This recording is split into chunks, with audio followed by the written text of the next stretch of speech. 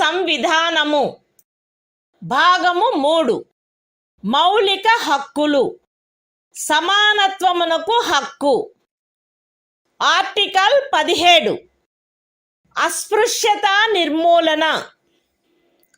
అస్పృశ్యత నిర్మూలించబడినది మరియు ఏ రూపమునైనను దాని ఆచరణ నిషేధింపబడినది. అస్పృశ్యత నుండి ఉత్పన్నమగు ఏ అశక్తత అమలు జరుపుట శాసనరీత్యా శిక్షింపదగు అపరాధమగును.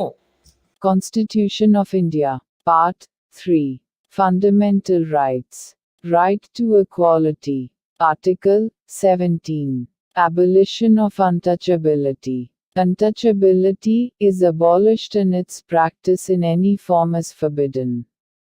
The enforcement of any disability arising out of untouchability shall be an offence punishable in accordance with law.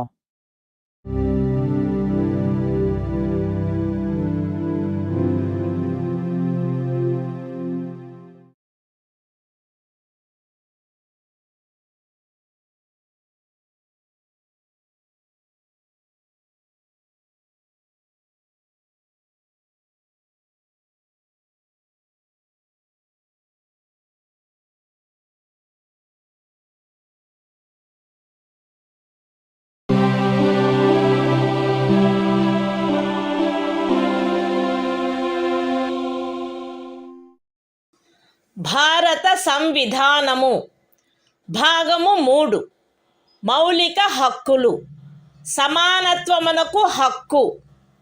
Article 18 abolition of titles. రాజ్యము సైనిక లేక విద్యా సంబంధమైన ఘనతను సూచించినది కానట్టి మరే బిరుదనైనను ప్రదత్తము చేయరాదు. భారతదేశ పౌరుడెవరును ఏ విదేశీ రాజ్యము నుండి ఎట్టి బిరుదును స్వీకరించరాదు. భారతదేశ పౌరుడు కాని ఏ వ్యక్తియు తాను రాజ్యము ఖదీనమైన ఏదేని లాభాయుత లేక విశ్వాసయుత పదవిలో ఉన్నంతకాలము రాష్ట్రపతి సమ్మతి లేకుండా ఏ విదేశీ రాజ్యము నుండి ఎట్టి బిరుదును స్వీకరించరాదు. రాజ్యముకు అధీనమైన ఏదేని లాభాయుత లేక విశ్వాసయుత పదవిలోనున్న వ్యక్తి రాష్ట్రపతి సమ్మతి లేకుండా ఏ విదేశీ రాజ్యము నుండి కానీ ఏ విదేశీ రాజ్యము క్రింద కానీ ఎట్టి బహుమతిని లేక ఉపలబ్ధిని లేక ఏ విధమగు పదవిని స్వీకరించరాదు. Constitution of India, Part 3, Fundamental Rights. Right to Equality. Article 18. Abolition of Titles. 1. No title, not being a military or academic distinction, shall be conferred by the state. 2. No citizen of India shall accept any title from any foreign state. 3. No person who is not a citizen of India shall, while he holds any office of profit or trust under the state, accept without the consent of the President, any title from any foreign state. 4. No person holding any office of profit or trust under the state shall, without the consent of the President, accept any present, emolument, or office of any kind from or under any foreign state.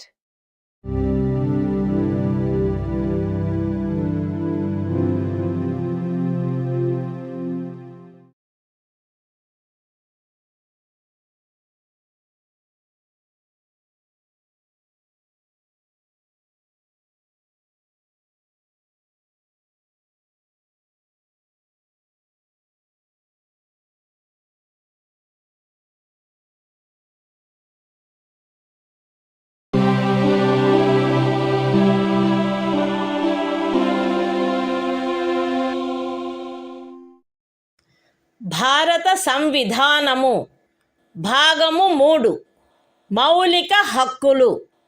స్వాతంత్ర్యమునకు హక్కు. Article 19 walk స్వాతంత్ర్యము మొదలైన వాటి విషయమున రక్షణ. పౌరులందరూ ఈ క్రింది హక్కులు కలిగియుందురు. A walk స్వాతంత్రమునకు మరియు భావ ప్రకటన స్వాతంత్ర్యమునకు. బి శాంతియుతముగాను మరియు ఆయుధములు లేకుండాను సమావేశమగుటకు. సి అసోసియేషనులు లేక సంఘములు లేక సహకార సంఘములు ఏర్పాటు చేయుటకు. డి భారతదేశ రాజ్య క్షేత్రము అంతటను స్వేచ్ఛగా సంచరించుటకు. ఈ భారతదేశ రాజ్య క్షేత్రమునందు ఏ భాగములోనైనను నివసించుటకు మరియు స్థిర నివాసము ఏర్పరచుకొనుటకు. మరియు జి ఏదేని వృత్తిని అవలంబించుటకు లేక ఏదేని ఉపజీవికను వ్యాపారమును లేక వర్తకమును సాగించుటకు. అస్తిత్వములో ఉన్నదైనను చేయబడునదైనను ఏదేని శాసనము ఖండము 1 ఉపఖండము ఏ ద్వారా ప్రదత్తమైన హక్కును వినియోగించుటపై యుక్తమైన నిర్బంధనలను విధించునదైన ఎడల అట్టి నిర్బంధనలు భారతదేశము యొక్క సార్వభౌమత మరియు అఖండత, రాజ్య భద్రత, విదేశీ రాజ్యములతో స్నేహ సంబంధములు, ప్రజాశాంతి, సభ్యత లేక నైతికత వీటికి సంబంధించిన హితముల దృష్ట్యా గాని న్యాయస్థాన ధిక్కారము, పరువు నష్టము లేక ఏదేని అపరాధ ప్రేరణ వీటి సంబంధమున విధించబడినచో అంత మేరకు ఆ శాసనము యొక్క అమలుకు సదరు ఉపఖండములో ఉన్నదేదియు భంగము కలిగించదు. లేక ఆ శాసనము చేయుట నుండి ఈ ఉపఖండంలో ఉన్నదేదియు రాజ్యమును నివారించదు. అస్తిత్వములో ఉన్నదైనను చేయబడునదైనను ఏదేని శాసనము సదరు ఖండము యొక్క ఉపఖండము బి ద్వారా ప్రదత్తమైన హక్కును వినియోగించుటపై యుక్తమైన నిర్బంధనలను విధించునదైన ఎడల అట్టి నిర్బంధనలు భారతదేశము యొక్క సార్వభౌమత మరియు అఖండత లేక ప్రజాశాంతి వీటికి సంబంధించిన హితముల దృష్ట్యా విధించబడినచో అంత మేరకు ఆ శాసనము యొక్క అమలుకు సదరు ఉపఖండములో ఉన్నదేదియు భంగము కలిగించదు.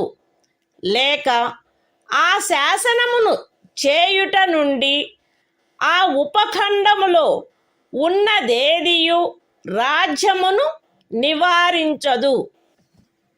అస్తిత్వములో ఉన్నదైనను చేయబడినదైనను ఏదేని శాసనము సదరు ఖండము యొక్క ఉపఖండము సి ద్వారా ప్రదత్తమైన హక్కును వినియోగించుటపై యుక్తమైన నిర్బంధనలను విధించునదైన ఎడల అట్టి నిర్బంధనలు భారతదేశము యొక్క సార్వభౌమత మరియు అఖండత లేక ప్రజాశాంతి లేక నైతికత వీటికి సంబంధించిన హితముల దృష్ట్యా విధించబడినచో అంత మేరకు ఆ శాసనము యొక్క అమలుకు సదరు ఉపఖండములో ఉన్నదేదియు భంగము కలిగించదు, లేక ఆ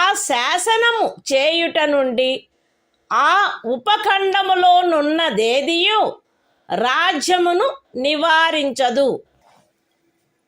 అస్తిత్వములో ఉన్నదైనను చేయబడినదైనను ఏదేని శాసనము సదరు ఖండము యొక్క ఉపఖండములు డి మరియు ఈ ద్వారా ప్రదత్తమైన ఏదేని హక్కును వినియోగించుటపై యుక్తమైన నిర్బంధనలను విధించునదైన ఎడల అట్టి నిర్బంధనలు జనసామాన్యము యొక్క హితము కొరకు గాని ఏదేని అనుసూచిత జనజాతి యొక్క హితముల రక్షణ కొరకు గాని విధించబడినచో అంత మేరకు ఆ శాసనము యొక్క అమలుకు సదరు ఉపఖండములలో ఉన్నదేదియు భంగము కలిగించదు, లేక ఆ శాసనమును చేయుట నుండి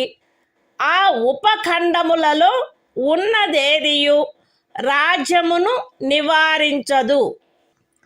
అస్తిత్వములో ఉన్నదైనను చేయబడునదైనను ఏదేని శాసనము సదరు ఖండము యొక్క ఉపఖండము జి ద్వారా ప్రదత్తమైన ఏదేని హక్కును వినియోగించుటపై యుక్తమైన నిర్బంధనలను విధించునదైన ఎడల అట్టి నిర్బంధనలు జనసామాన్యము యొక్క హితము కొరకు విధించబడినచో అంత మేరకు ఆ శాసనము యొక్క అమలుకు సదరు ఉపఖండములో ఉన్నదేదియు భంగము కలిగించదు, లేక ఆ శాసనమును చేయుట నుండి ఆ ఉపఖండములో ఉన్నదేదియు రాజ్యమును నివారించదు.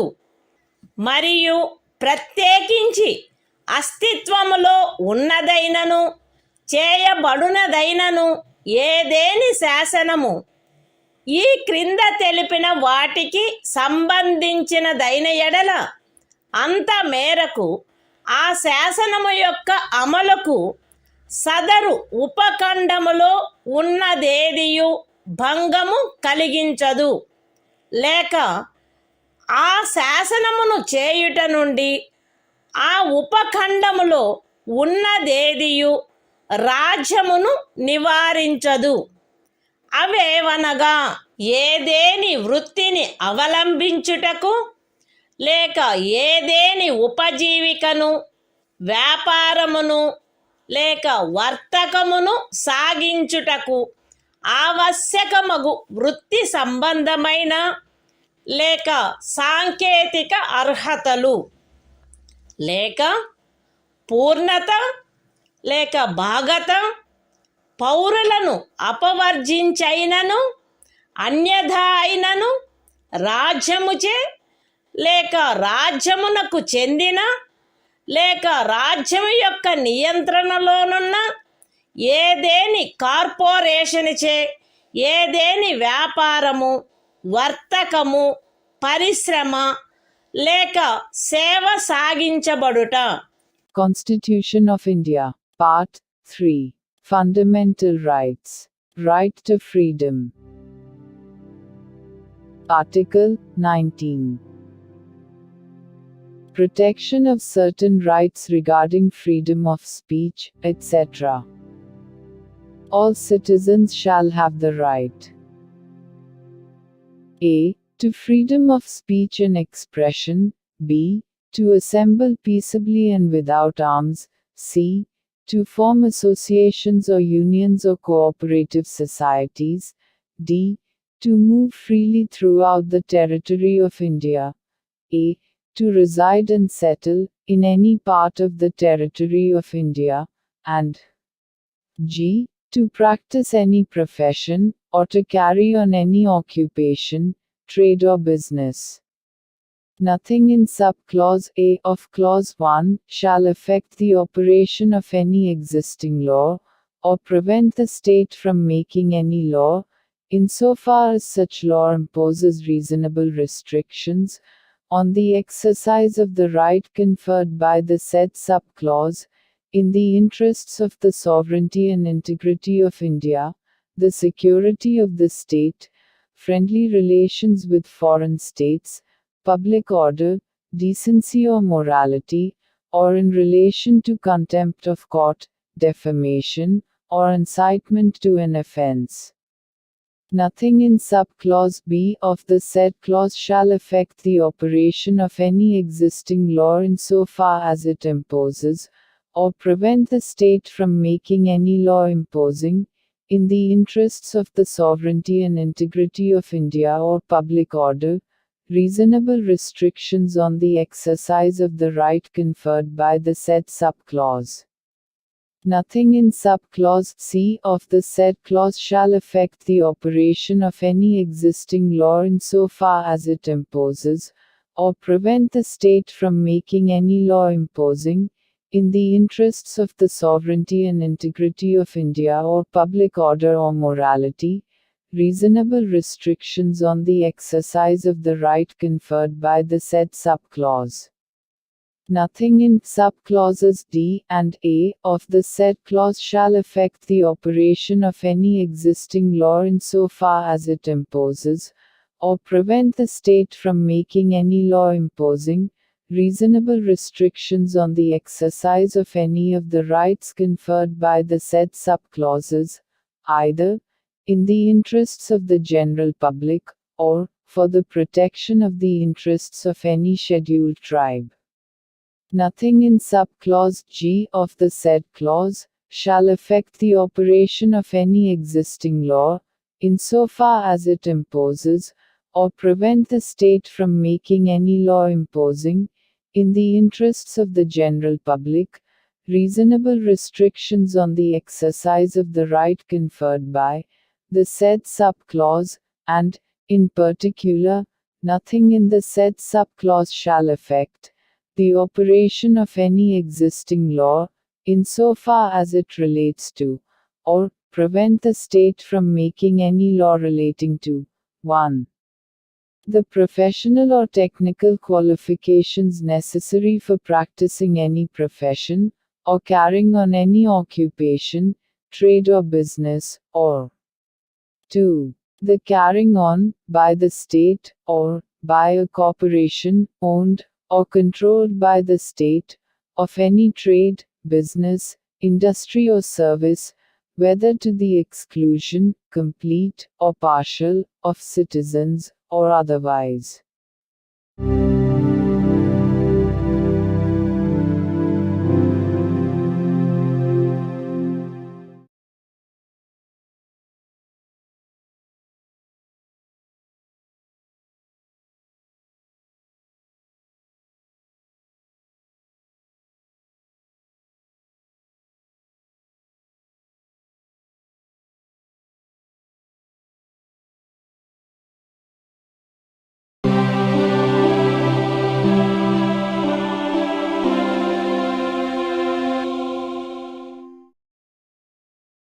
భారత సంవిధానము భాగము 3 మౌలిక హక్కులు స్వాతంత్ర్యమునకు హక్కు ఆర్టికల్ 20 అపరాధములకై నేరస్థాపన విషయమున రక్షణ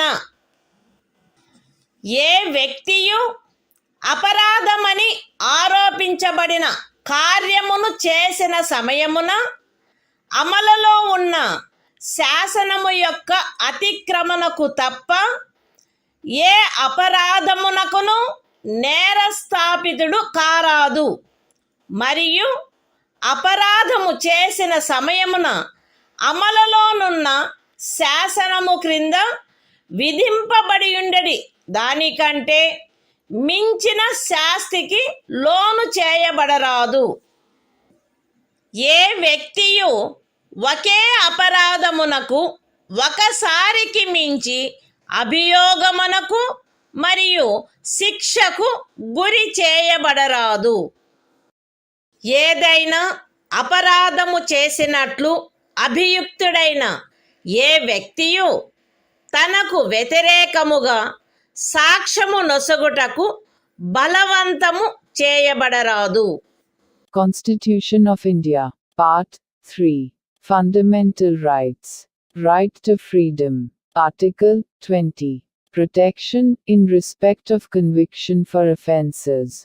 No person shall be convicted of any offence except for violation of a law, in force, at the time of the commission of the act, charged as an offence, nor be subjected to a penalty greater than that, which might have been inflicted under the law, in force, at the time of the commission of the offence.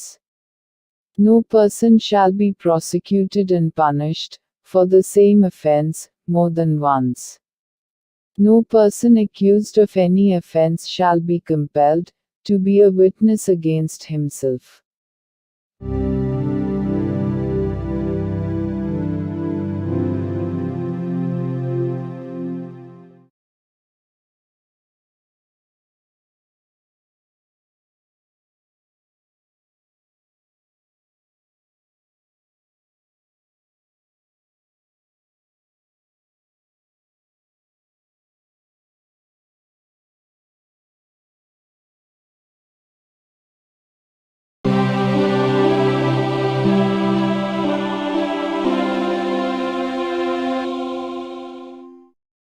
భారత సంవిధానము భాగము 3.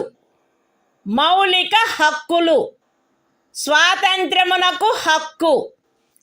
Article 21. ప్రాణ మరియు వ్యక్తిగత స్వాతంత్ర రక్షణ.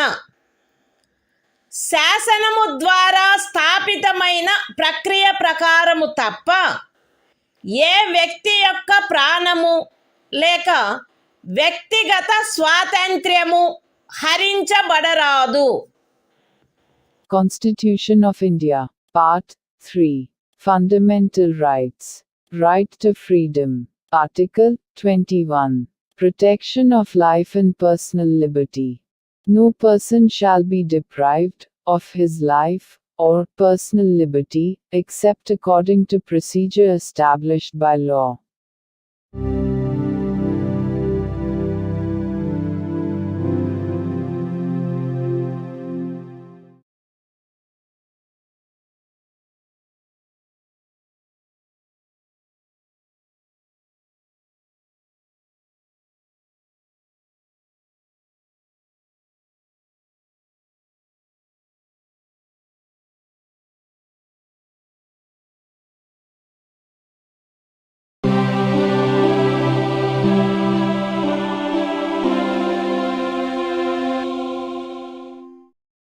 భారత సంవిధానము భాగము 3.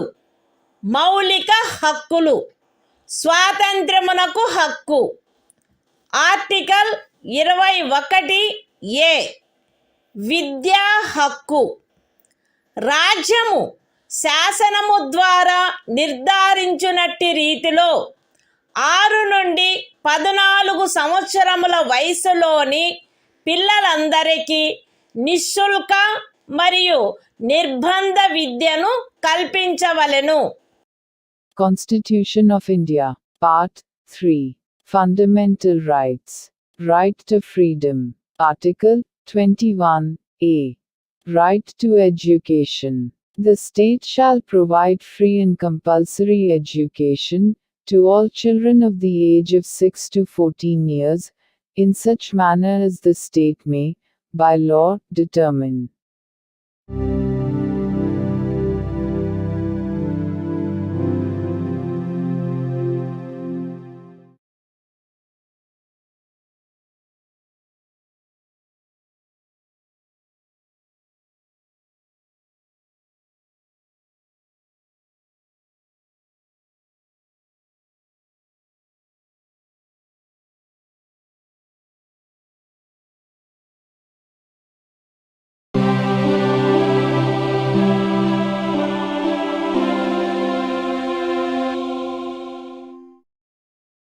భారత సంవిధానము భాగము 3 మౌలిక హక్కులు స్వాతంత్రమునకు హక్కు ఆర్టికల్ 22 కొన్ని సందర్భములలో అరెస్టు మరియు నిరోధము నుండి రక్షణ.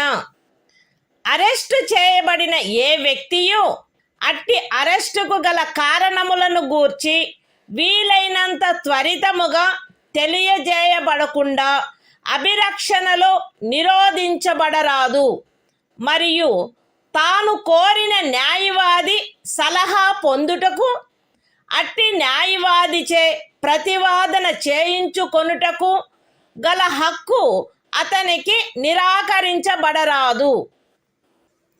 అరెస్టు చేయబడి అభిరక్షణలో నిరోధించబడిన ప్రతి వ్యక్తి అట్లు అరెస్టు చేయబడిన తరువాత అరెస్టు చేయబడిన స్థలము నుండి అక్కడికి అత్యంత సమీపమున గల మెజిస్ట్రేటు న్యాయస్థానమునకు అతనిని తీసుకొని పోవుటకు ఆవశ్యకమైన కాలమును మినహాయించి 24 గంటల లోపల అట్టి మెజిస్ట్రేటు సమక్షమున హాజరుపరచబడవలెను మరియు అట్టి ఏ వ్యక్తియు మెజిస్ట్రేటు యొక్క ప్రాధికారం లేకుండా సదరు కాలావధికి మించి అభిరక్షణలో నిరోధించబడరాదు. ఖండములు 1 మరియు 2లో ఉన్నదేదియు ఈ క్రింది వ్యక్తికి వర్తించదు.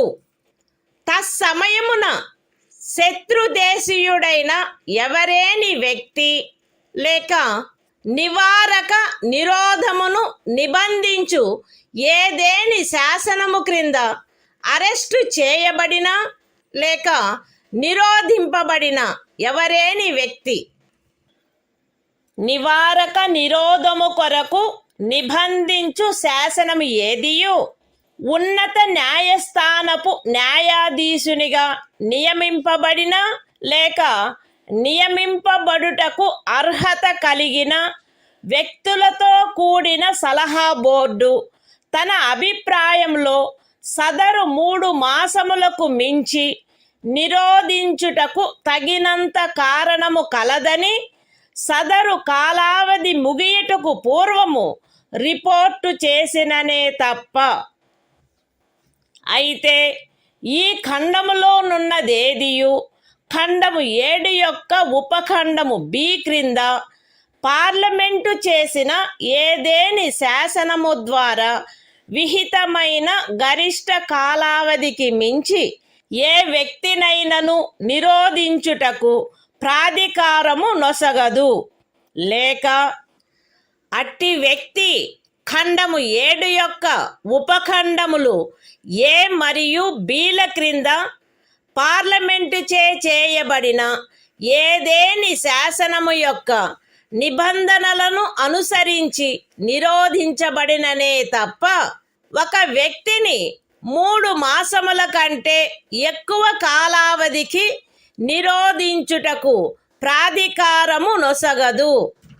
నివారక నిరోధమును నిబంధించు ఏదేని శాసనము క్రింద చేయబడిన ఉత్తర్వును అనుసరించి ఎవరేని వ్యక్తి నిరోధించబడినప్పుడు అట్లు ఉత్తర్వు చేయు ప్రాధికారి అట్టి ఉత్తర్వును చేయుటకు గల కారణములను వీలైనంత త్వరితముగా ఆ వ్యక్తికి తెలియపరచవలెను మరియు ఆ ఉత్తర్వుకు విరుద్ధముగా విన్నవించుకొనుటకు అతనికి శీఘ్రతమైన అవకాశమును కలిగించవలెను.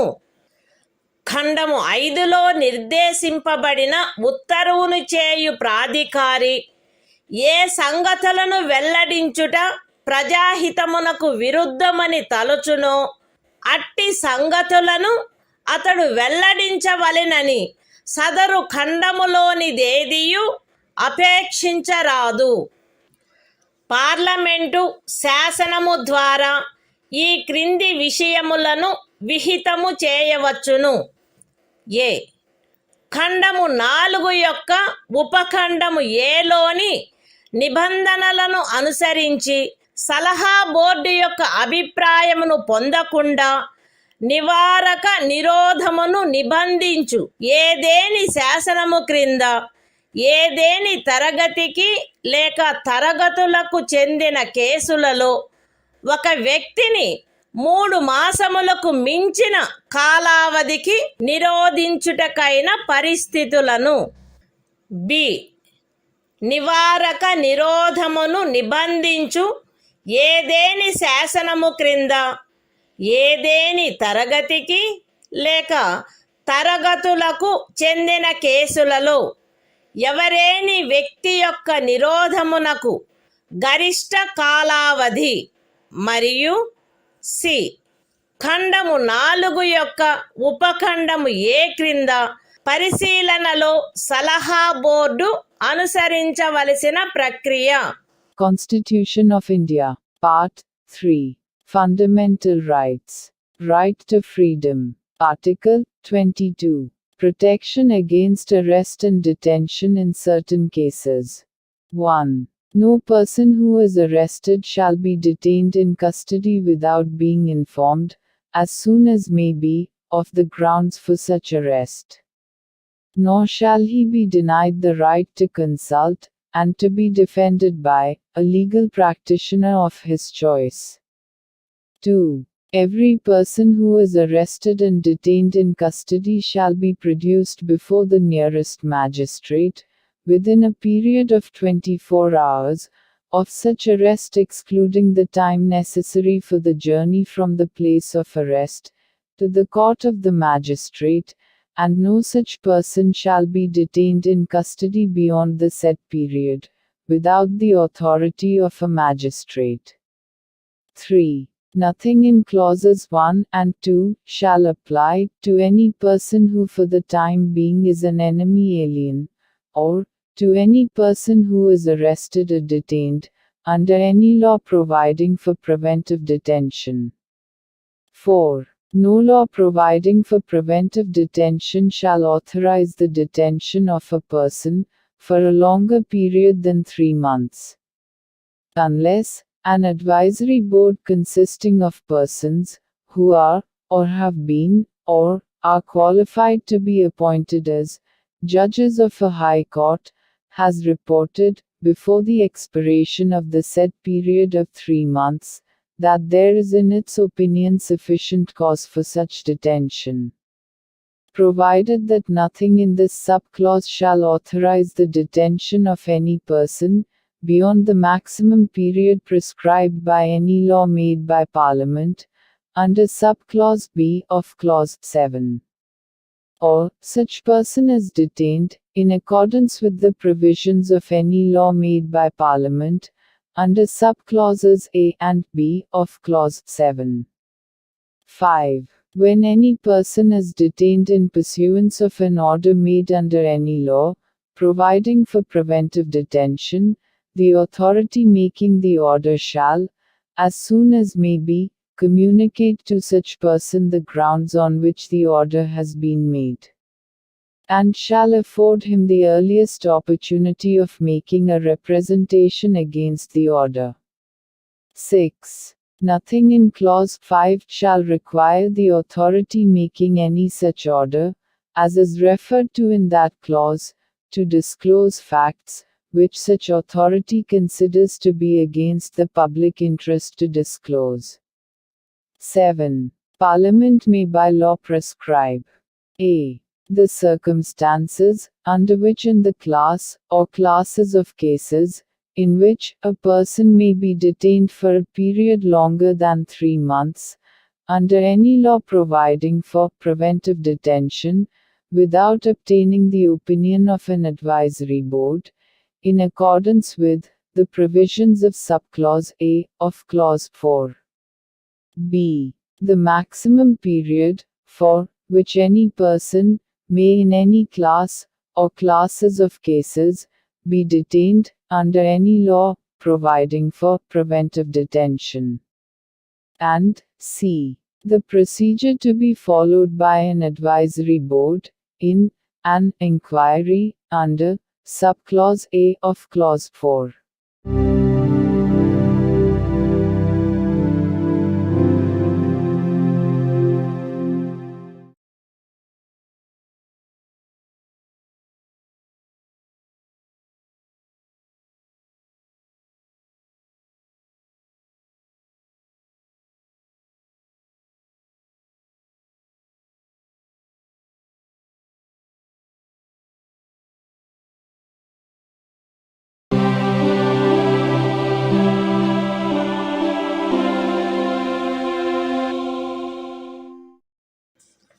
భారత సంవిధానము భాగము 3 మౌలిక హక్కులు శోషణ నుండి రక్షణకు హక్కు ఆర్టికల్ 23 మనుష్యుల క్రయ విక్రయములపై మరియు బలవంతపు చాకిరీలపై నిషేధము మనుష్యుల క్రయ విక్రయము వెట్టి మరియు తాదృశ్యమైన బలవంతపు చాకిరీలు నిషేధింపబడినవి. ఈ నిబంధన యొక్క ఉల్లంఘన శాసనరీత్యా శిక్షింపదగు అపరాధమగును.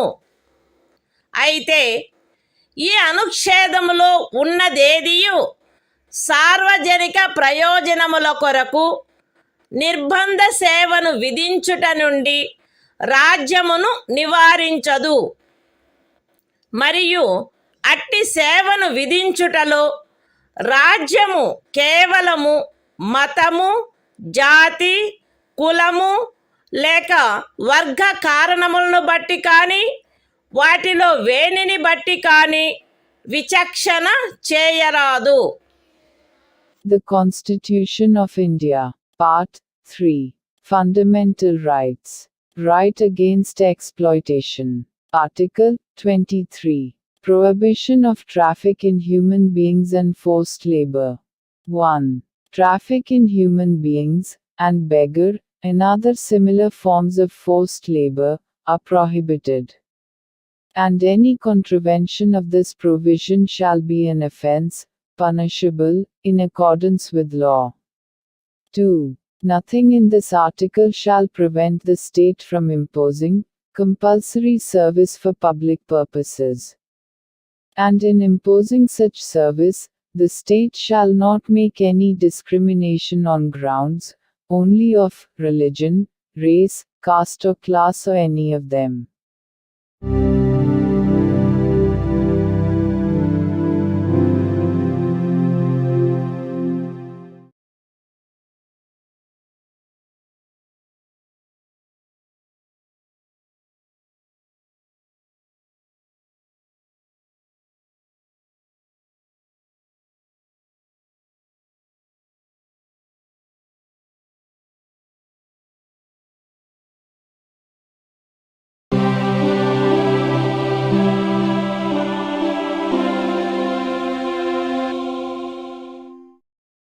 భారత సంవిధానము భాగము 3 మౌలిక హక్కులు శోషణ నుండి రక్షణకు హక్కు ఆర్టికల్ 24 కర్మాగారాలు మొదలైన వాటిలో బిడ్డలను ఉద్యోగములో నుంచుటపై నిషేధము 14 సంవత్సరముల లోపు వయసు గల ఏ బిడ్డయు ఏ కర్మాగారములో కానీ గనిలో కానీ పని చేయుటకు ఉద్యోగములో ఉంచబడరాదు లేక అపాయకరమైన ఏదేని ఇతర ఉద్యోగములలో ఉంచబడరాదు.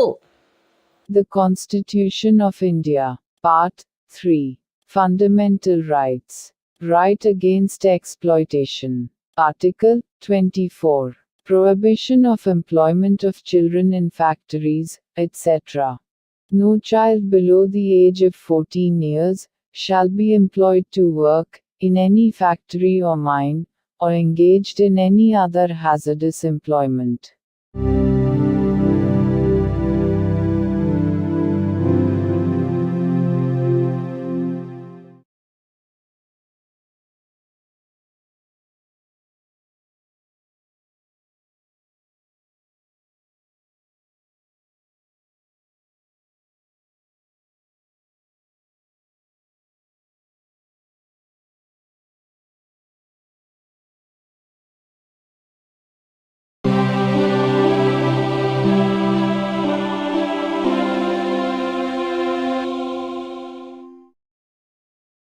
భారత సంవిధానము భాగము 3 మౌలిక హక్కులు మత స్వాతంత్ర్యపు హక్కు ఆర్టికల్ 25 అంతరాత్మను అనుసరించి స్వాతంత్ర్యము, స్వేచ్ఛాయుత మతావలంబన, ఆచరణ, ప్రచారములు ప్రజాశాంతికి, నైతికతకు, ఆరోగ్యమునకు మరియు ఈ భాగము యొక్క ఇతర నిబంధనలకు అత్యధీనమై అంతరాత్మను అనుసరించి స్వాతంత్రమునకును, స్వేచ్ఛగా మతమును అవలంబించుటకును, ఆచరించుటకును, ప్రచారము చేయుటకును జనులందరూ సమానముగా హక్కు కలిగియుందురు. ఈ అనుచ్ఛేదమునందున్నదేదియు మతాచారణకు సంబంధించిన ఏదేని ఆర్థిక, విత్తీయ, రాజకీయ లేక ఇతర లౌకిక కార్యకలాపమును క్రమబద్ధపరుచునదై లేక పరిమితపరుచునదై సాంఘిక సంక్షేమమునకును, సంస్కరణకును లేక సార్వజనిక స్వభావము గల హిందూ మత సంస్థలలో హిందువులలోని అన్ని వర్గములకును, శాఖలకును ప్రవేశము కలగచేయు నిబంధన చేయునదై అస్తిత్వములోనున్న ఏదేని శాసనము యొక్క అమలుకు భంగము కలిగించదు లేక అట్టి ఏ శాసనమునైనను చేయుట నుండి రాజ్యమును నివారించదు. ఎక్స్ప్లనేషన్ 1. కృపాన ధారణ, కృపాన వహనము సిక్కు మతావలంబనములో చేరియున్నట్లు భావింపబడవలెను. ఎక్స్ప్లనేషన్ 2. ఖండము 2 యొక్క ఉపఖండము బిలో హిందువులను గూర్చిన నిర్దేశమునందు సిక్కు, జైన లేక బౌద్ధ మతావలంబ వ్యక్తులను గూర్చిన నిర్దేశము చేరియున్నట్లు అన్వయించబడవలెను మరియు హిందూ మత సంస్థలను గూర్చిన నిర్దేశము తదనుసారముగా అన్వయించబడవలెను.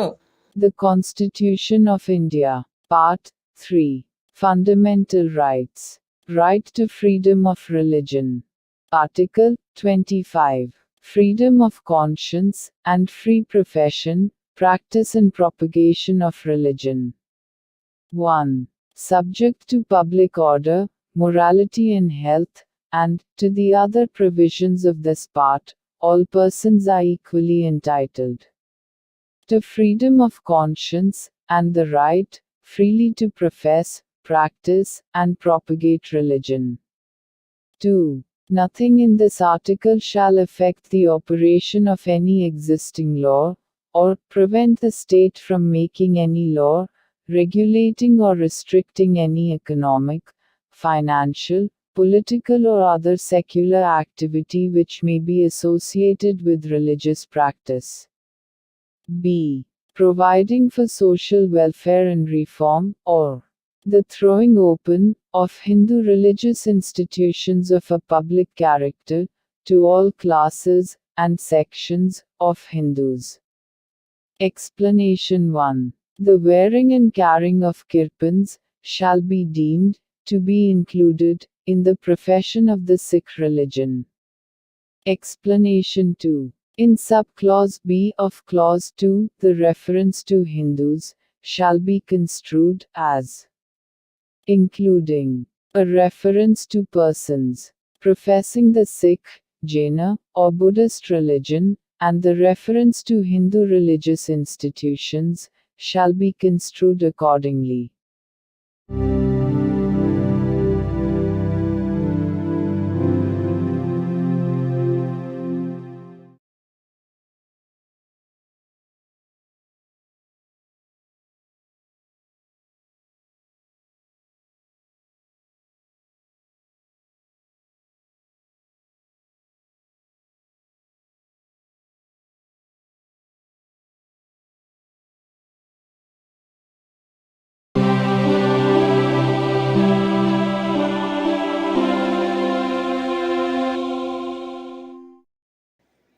భారత సంవిధానము భాగము 3 మౌలిక హక్కులు. మత స్వాతంత్ర్యపు హక్కు. ఆర్టికల్ 26 మత వ్యవహార నిర్వహణ స్వాతంత్ర్యము.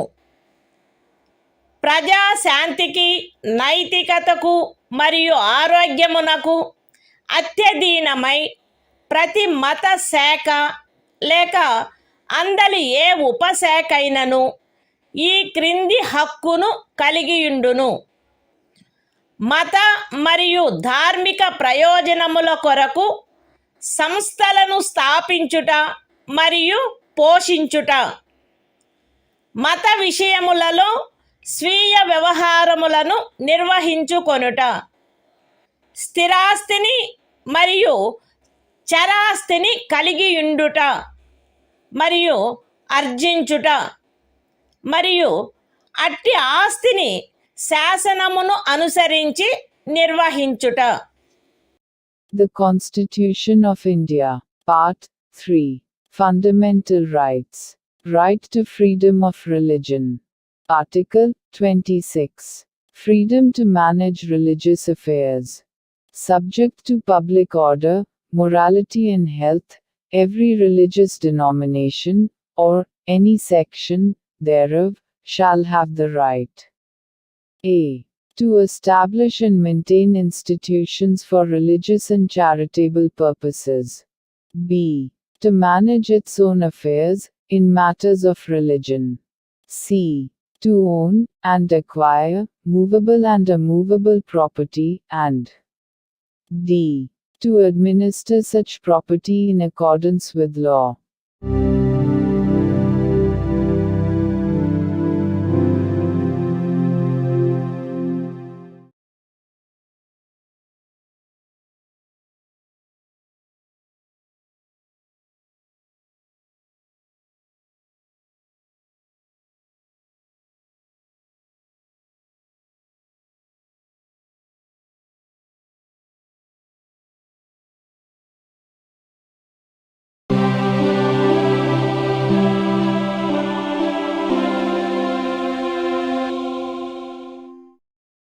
భారత సంవిధానము.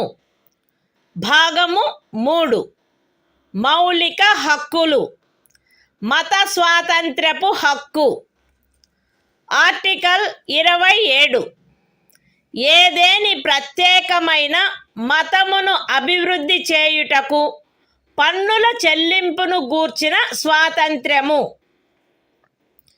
ఏదేని ప్రత్యేకమైన మతమును లేక మత శాఖను అభివృద్ధి చేయుటకు లేక పోషించుటకు అగు ఖర్చులను భరించుటకై ఏ పన్నుల వలన రాబడి నిర్దిష్టముగా కేటాయించబడునో ఆ పన్నులను చెల్లించుటకు ఏ వ్యక్తిని బలవంత పెట్టరాదు. The Constitution of India, Part 3. Fundamental Rights. Right to freedom of religion. Article 27. Freedom as to payment of taxes for promotion of any particular religion. No person shall be compelled to pay any taxes, the proceeds of which are specifically appropriated in payment of expenses for the promotion or maintenance of any particular religion or religious denomination.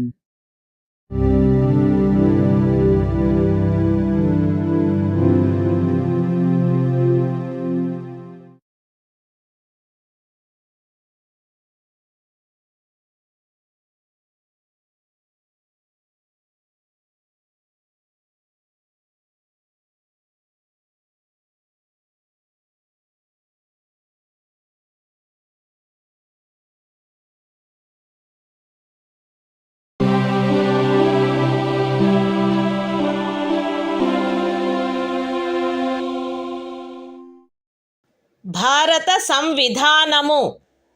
భాగము 3 మౌలిక హక్కులు. మత స్వాతంత్ర్యపు హక్కు. Article 28 కొన్ని విద్యా సంస్థలలో మత బోధ లేక మత సంబంధమైన ఆరాధన జరుగుతున్నప్పుడు హాజరగుటను గూర్చిన స్వాతంత్ర్యము.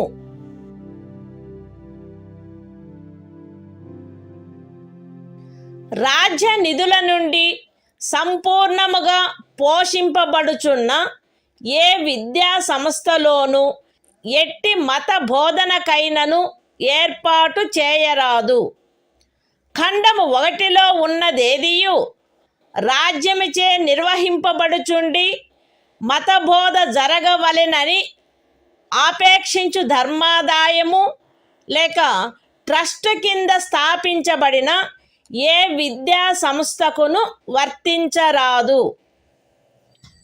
రాజ్యముచే గుర్తింపబడిన లేక రాజ్య నిధుల నుండి సహాయమును పొందుతున్న ఏదేని విద్యా సంస్థలో హాజరగుచున్న ఏ వ్యక్తినైనను అట్టి సంస్థలో చేయబడు ఏదేని మత బోధలో పాల్గొనవలసినదని కానీ, అట్టి సంస్థలో లేక దానికి సంబంధించిన ఏదేని ఆవరణలో జరపబడు ఏదేని మత సంబంధమైన ఆరాధనకు హాజరు కావలెనని కానీ, అందుకు ఆ వ్యక్తిని కానీ, ఆ వ్యక్తి మైనర్ అయినచో అతని సంరక్షకుడు కానీ సమ్మతించిననే తప్ప కోరరాదు.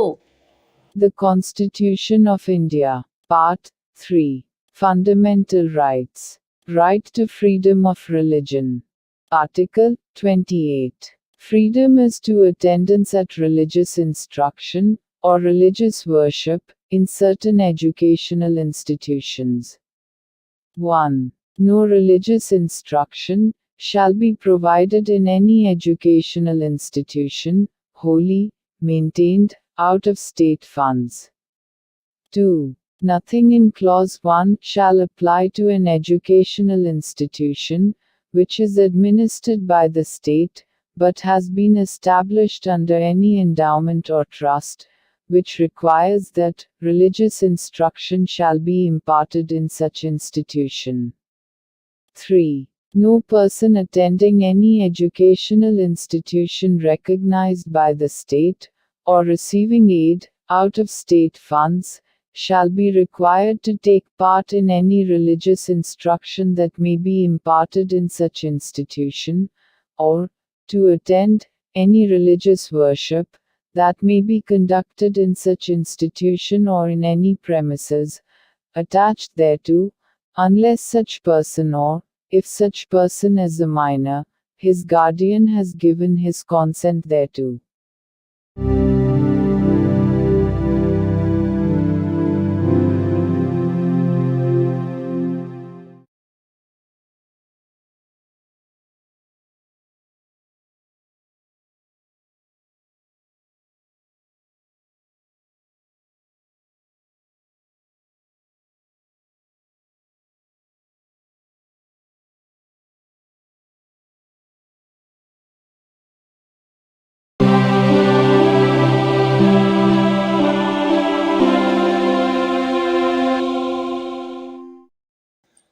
భారత సంవిధానము భాగము 3 మౌలిక హక్కులు.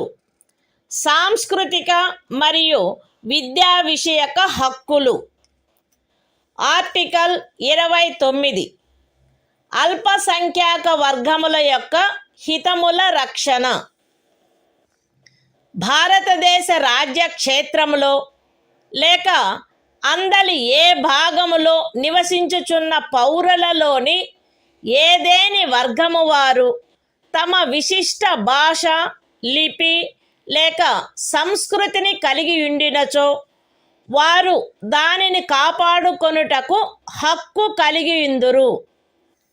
రాజ్యముచే పోషింపబడుచున్న లేక రాజ్య నిధుల నుండి సహాయము పొందుచున్న ఏ విద్యా సంస్థలోనైనను కేవలము మతము, జాతి, కులము, భాష కారణములను బట్టి కానీ, వాటిలో దేనిని బట్టి కానీ ఏ పౌరునికైనను ప్రవేశము నిరాకరించబడరాదు. The Constitution of India. Part 3. Fundamental Rights. Cultural and Educational Rights. Article 29. Protection of interests of minorities. 1. Any section of the citizens residing in the territory of India, or any part thereof having a distinct language, script, or culture of its own, shall have the right to conserve the same. 2. No citizen shall be denied admission into any educational institution, maintained by the state, or receiving aid, out of state funds, on grounds only of religion, race, caste, language or any of them.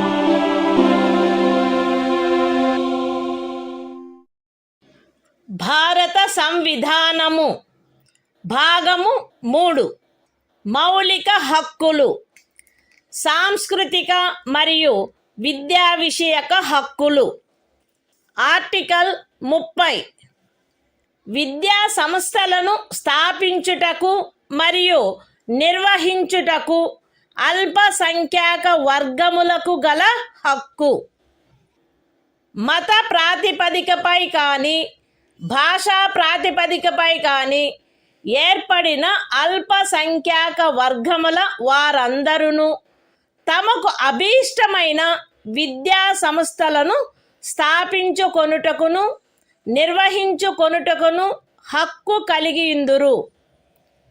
ఖండము 1లో నిర్దేశింపబడిన అల్పసంఖ్యాక వర్గముచే స్థాపింపబడి నిర్వహింపబడుతున్న ఒక విద్యా సంస్థ యొక్క ఏదేని ఆస్తిని నిర్బంధముగా అధ్యార్థించుటను నిబంధించు ఏదేని శాసనము చేయుటలో అట్టి ఆస్తి అధ్యార్జన కొరకు అట్టి శాసనము ద్వారా నియతము చేయబడిన లేక దాని కింద నిర్ధారించబడిన మొత్తము ఆ ఖండము క్రింద హామీ ఇవ్వబడిన హక్కును పరిమితపరచకుండునట్లు లేక రద్దుపరచకుండునట్లు రాజ్యము కట్టుదిట్టము చేయవలెను.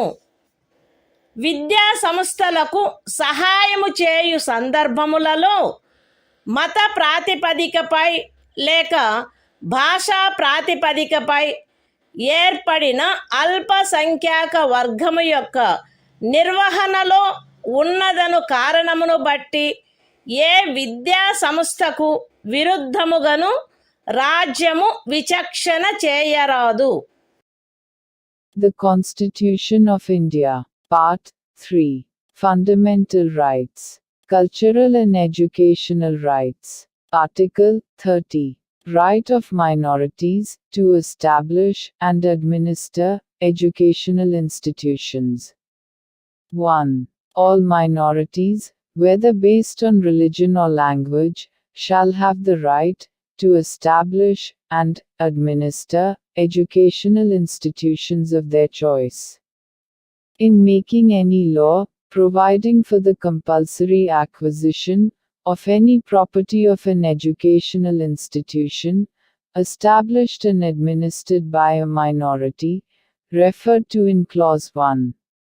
The state shall ensure that the amount fixed by or determined under such law, for the acquisition of such property, is such, as would not restrict or abrogate, the right guaranteed under that clause. 2. The state shall not, in granting aid to educational institutions, discriminate against any educational institution, on the ground that it is under the management of a minority, whether based on religion or language.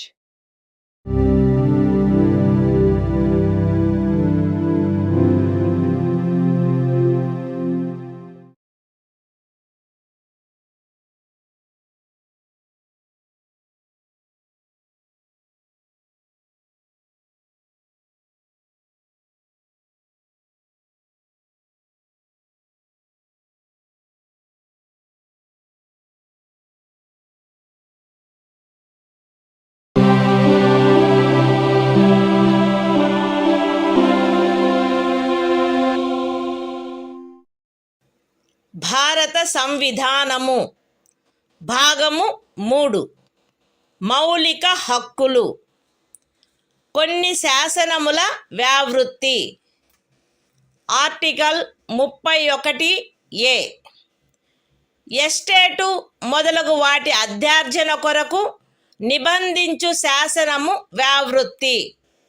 13వ అనుచ్ఛేదంలో ఏమి ఉన్నప్పటికీ రాజ్యమిచే ఏదేని estate యొక్క లేక అందలి ఏవేని హక్కుల యొక్క గాని అధ్యార్జన కొరకు లేక అట్టి హక్కుల నిర్వాపన లేక మార్పు కొరకు లేక ప్రజాహితమునకు లేక ఆస్తి యొక్క సముచిత నిర్వహణను చేకూర్చుటకు గాని రాజ్యము ఏదేని ఆస్తి యొక్క నిర్వహణను పరిమిత కాలము వరకు చేపట్టుట కొరకు లేక ప్రజాహితమునకు లేక ఏదేని కార్పొరేషనుల సముచిత నిర్వహణను చేకూర్చుటకు 2 లేక అంతకు మించిన కార్పొరేషనుల యొక్క విలీనీకరణ కొరకు లేక కార్పొరేషన్ల యొక్క నిర్వాహక ఏజెంట్ల,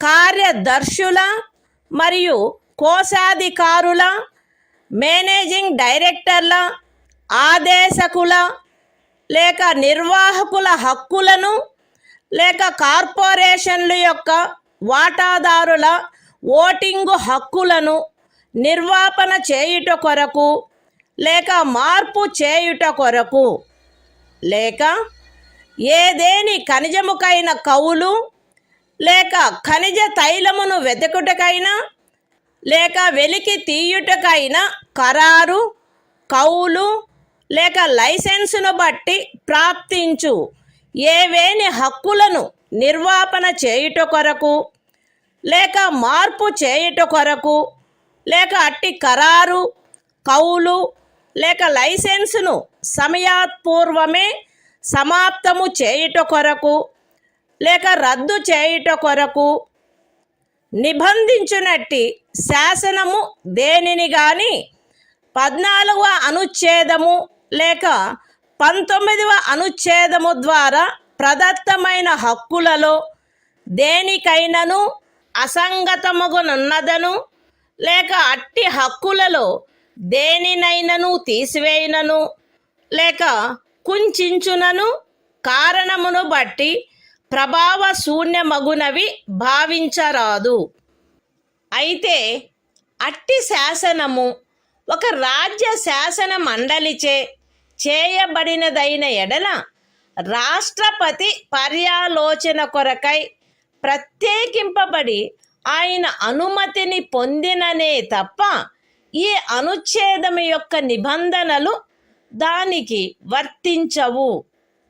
అంతేకాక రాజ్యముచే ఏదేని ఎస్టేటు అధ్యార్జింపబడుటకు ఏదేని శాసనము నిబంధన చేయునెడల మరియు ఆ ఎస్టేటులో చేరిన ఏదేని భూమి ఒక వ్యక్తి యొక్క స్వంత సేద్యము క్రిందయున్న ఎడల అట్టి అధ్యార్జనకు సంబంధించిన శాసనములో మార్కెట్ విలువకు తగ్గని రేటు చొప్పున నష్టపరిహారము చెల్లించుటకు నిబంధనలున్ననే తప్ప తత్సమయమున అమలులోనున్న ఏదేని శాసనము క్రింద అతడికి వర్తించడి గరిష్ట పరిమితి లోపు ఉన్న భూమిలోని ఏదేని భూభాగము కానీ దానిపై గల లేక దానికి చెంది ఉన్న ఏదేని భవనము కానీ కట్టడము కానీ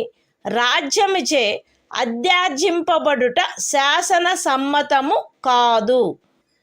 ఈ అనుచ్ఛేదములో ఏదేని స్థానిక ప్రాంతము విషయమున ఎస్టేటు అను పదము ఆ ప్రాంతమునందు అమలులోనున్న భూమి కౌళ్లకు సంబంధించి అస్తిత్వంలోనున్న శాసనములో ఆ పదమునకు గాని స్థానీయ తుల్య పదమునకు గాని ఏ అర్థము కలదో ఆ అర్థమునే కలిగియుండును మరియు అందు ఈ క్రిందివి కూడా చేరియుండును.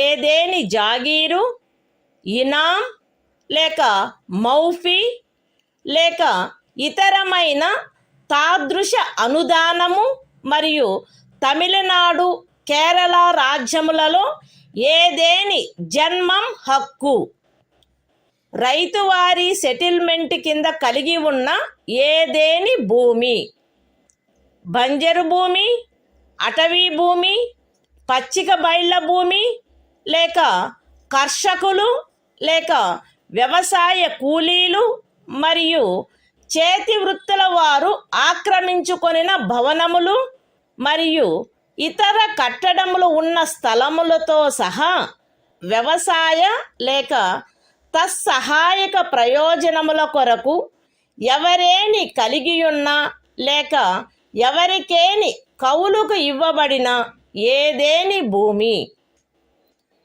ఎస్టేట్ విషయమున హక్కులు అను పదమునందు ప్రొప్రైటరు సబ్ ప్రొప్రైటరు అపర ప్రొప్రైటరు ధారణాధికారి రైతు లేక రైతు కింది రైతు లేక ఇతర మధ్యస్థుని యందు నిహితమయ్యుండు ఏవైనా హక్కులు మరియు భూమి శిస్తును గూర్చిన ఏవైనా హక్కులు లేక విశేషాధికారములు చేరియుండును. The Constitution of India, Part 3. Fundamental Rights. Saving of certain laws. Article 31A. Saving of laws providing for acquisition of estates, etc.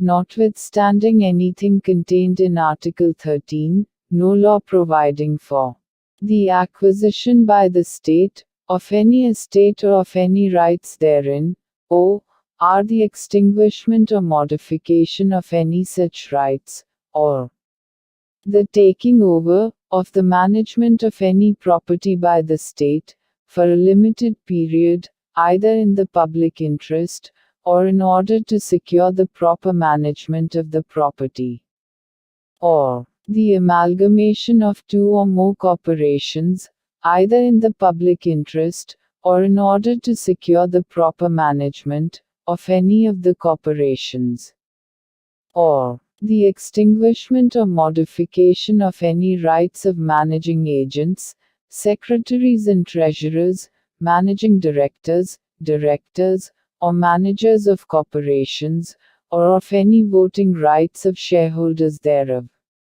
or the extinguishment or modification of any rights accruing by virtue of any agreement, lease or license for the purpose of searching for, or winning, any mineral or mineral oil, or the premature termination or cancellation of any such agreement, lease or license, shall be deemed to be void on the ground that it is inconsistent with, or takes away or abridges, any of the rights conferred by Article 14 or Article 19. Provided that, where such law is a law, made by the legislature of a state, the provisions of this article shall not apply thereto, unless such law, having been reserved for the consideration of the President, has received his assent. Provided further, that, where any law, makes any provision for the acquisition by the state, of any estate and where any land comprised therein is held by a person under his personal cultivation, it shall not be lawful for the state to acquire any portion of such land, as is within the ceiling limit, applicable to him under any law for the time being in force, or any building or structure standing thereon or tenant thereto, unless the law relating to the acquisition of such land, building or structure, provides for payment of compensation, at a rate, which shall not be less than the market value thereof. In this article, the expression estate shall, in relation to any local area, have the same meaning as that expression, or its local equivalent has in the existing law, relating to land tenures in force, in that area, and shall also include any jagir, inam, or mu fee, or other similar grant. And, in the states of Tamil Nadu and Kerala, any Janmam right. Any land held under Ryotwari settlement. Any land held, or let for purposes of agriculture, or for purposes ancillary thereto, including waste land, forest land, land for pasture, or sites of buildings, and other structures occupied by cultivators of land, agricultural laborers, and village artisans. The expression, rights, in relation to an estate, shall include any rights vesting in a proprietor, subproprietor, underproprietor, tenureholder, rayat, under rayat, or other intermediary, and any rights, or privileges in respect of land revenue.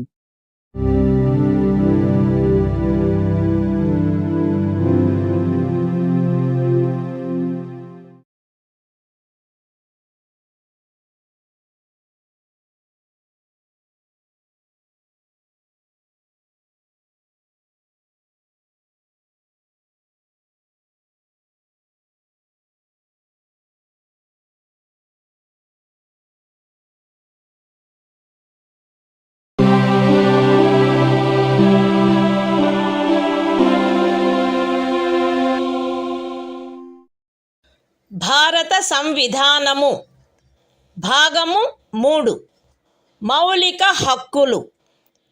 కొన్ని శాసనముల వ్యావృత్తి. Article 31 కొన్ని చట్టములకు మరియు వినిమయములకు శాసనిక మాన్యత కలగజేయుట. 31 అనుచ్ఛేదములో గల నిబంధనల సాధారణతకు భంగము కలగకుండా 9వ అనుసూచిలో నిర్దిష్టపరచబడిన ఏవేని చట్టములు, నియమములు, వాటి యొక్క ఏవేని నిబంధనలు, అట్టి చట్టము, నియమము లేక నిబంధనను ఈ భాగంలోని ఏవేని నిబంధనల ద్వారా ప్రదత్తమైన ఏవేని హక్కులకు అసంగతముగా నున్నదను, లేక ఆ హక్కులలో దేనినైనను తీసివేయుచున్నదను, లేక కుంచుచున్నదను ఆధారముపై ప్రభావశూన్యమైనదని గాని, ఎప్పుడైనను ప్రభావశూన్యమై యుండినదని గాని భావించరాదు. మరియు ఏదేని న్యాయస్థానము లేక ట్రిబ్యునల్ యొక్క ఏదేని తీర్పు, డిక్రీ లేక ఉత్తర్వు దానికి విరుద్ధముగా నున్నప్పటికీ సదరు ప్రతి చట్టము మరియు నియమము దాని రద్దు లేక సవరణ చేయుటకు ఏదేని సమర్థ శాసన మండలికి గల అధికారమునకు అత్యధీనమై అమలునందు కొనసాగవలెను. The Constitution of India, Part 3, Fundamental Rights, Saving of Certain Laws. Article 31b, Validation of certain acts and regulations. Without prejudice to the generality of the provisions contained in Article 31a. None of the acts and regulations specified in the 9th schedule, nor any of the provisions thereof shall be deemed to be void, or ever to have become void on the ground that such act, regulation or provision is inconsistent with, or takes away or abridges any of the rights conferred by any provisions of this part. And, notwithstanding any judgment, decree or order of any court or tribunal, to the contrary, each of the said acts and regulations shall, subject to the power of any competent legislature to repeal, or amend it, continue in force.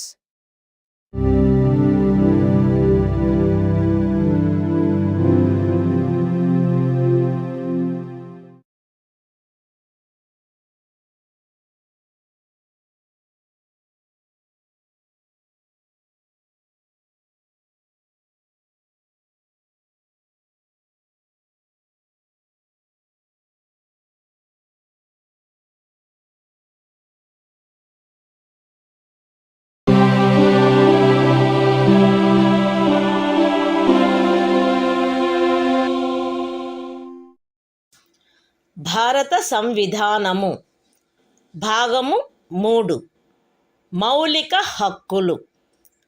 కొన్ని శాసనముల వ్యావృత్తి. Article 31(c) కొన్ని ఆదేశిక సూత్రములను అమలుపరచు శాసనముల వ్యావృత్తి. 13వ అనుచ్ఛేదములో ఏమి ఉన్నప్పటికీ భాగము 4లో పేర్కొనబడిన సూత్రములన్నింటినీ గాని వాటిలో కొన్నింటిని గాని సాధించుట కొరకై రాజ్య విధానమును అమలుపరచు ఏ శాసనమునైనను 14వ అనుచ్ఛేదము లేక 19వ అనుచ్ఛేదము ద్వారా ప్రదత్తమైన ఏవేని హక్కులకు అసంగతముగా నున్నదను లేక ఆ హక్కులలో దేనినైనను తీసివేయుచున్నదను లేక కుంచుచున్నదను కారణమును బట్టి ప్రభావశూన్యమైనదని భావించరాదు. మరియు ఆ శాసనమందు అది అట్టి విధానమును అమలుపరచుట కొరకైనదను ప్రఖ్యానమున్నచో అది అట్టి విధానమును అమలుపరచదను కారణమును బట్టి ఏ న్యాయస్థానములోనూ ప్రష్టవ్యము కారాదు.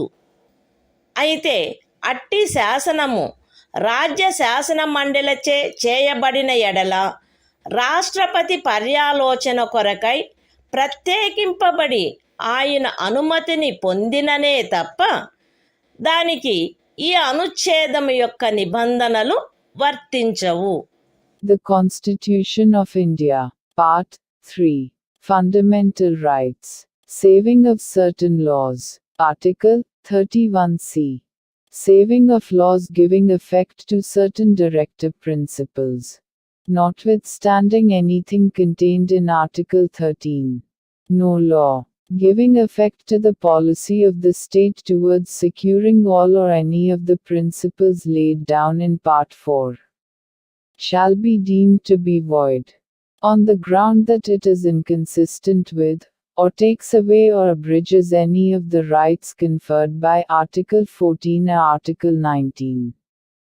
And no law containing a declaration that it is for giving effect to such policy shall be called in question in any court, on the ground that it does not give effect to such policy, provided that, where such law is made by the legislature of a state, the provisions of this article shall not apply thereto, unless such law, having been reserved for the consideration of the President, has received his assent.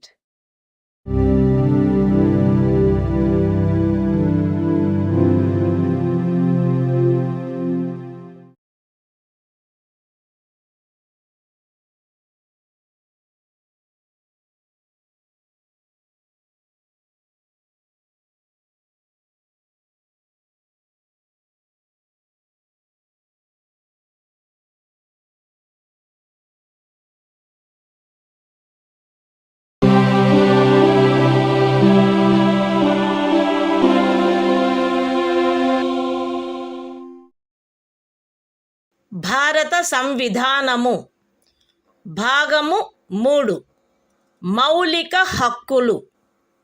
సంవిధానిక ప్రత్యుపాయములకు హక్కు. Article 32 ఈ భాగముచే ప్రదత్తము చేయబడిన హక్కులను అమలుపరుచుటకు ప్రత్యుపాయములు. ఈ భాగము ద్వారా ప్రదత్తమైన హక్కులను అమలుపరచుటకు సముచిత చర్యల ద్వారా సర్వోన్నత న్యాయస్థానమును అర్థించు హక్కుకు హామీ ఇయ్యబడినది.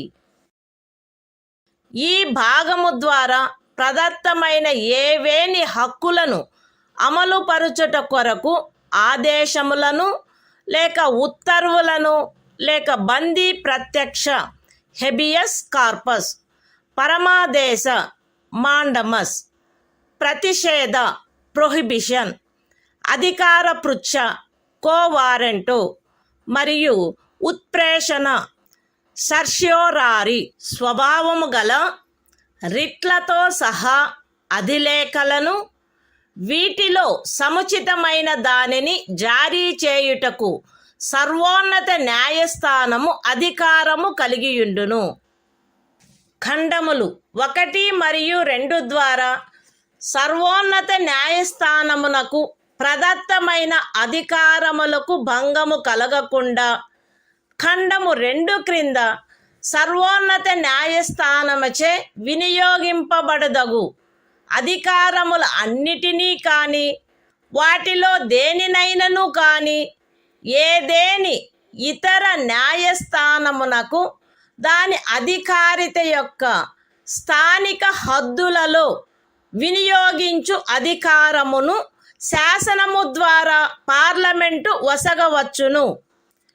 ఈ అనుచ్ఛేదముచే హామీ ఇయ్యబడిన హక్కు ఈ సంవిధానముచే అన్యదా నిబంధింపబడినట్లు తప్ప suspend చేయబడరాదు. The Constitution of India, Part 3. Fundamental Rights. Right to constitutional remedies. Article 32.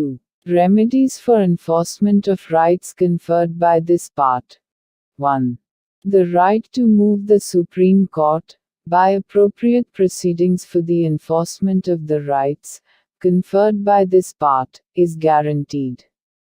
2. The Supreme Court shall have power to issue directions or orders, or writs, including writs in the nature of habeas corpus, mandamus, prohibition, quo warranto and certiorari, whichever may be appropriate, for the enforcement of any of the rights conferred by this part.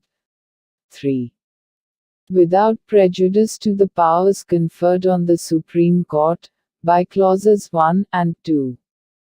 Parliament may by law empower any other court to exercise within the local limits of its jurisdiction all or any of the powers exercisable by the Supreme Court under Clause 2. 4. The right guaranteed by this article shall not be suspended, except as otherwise provided for by this Constitution.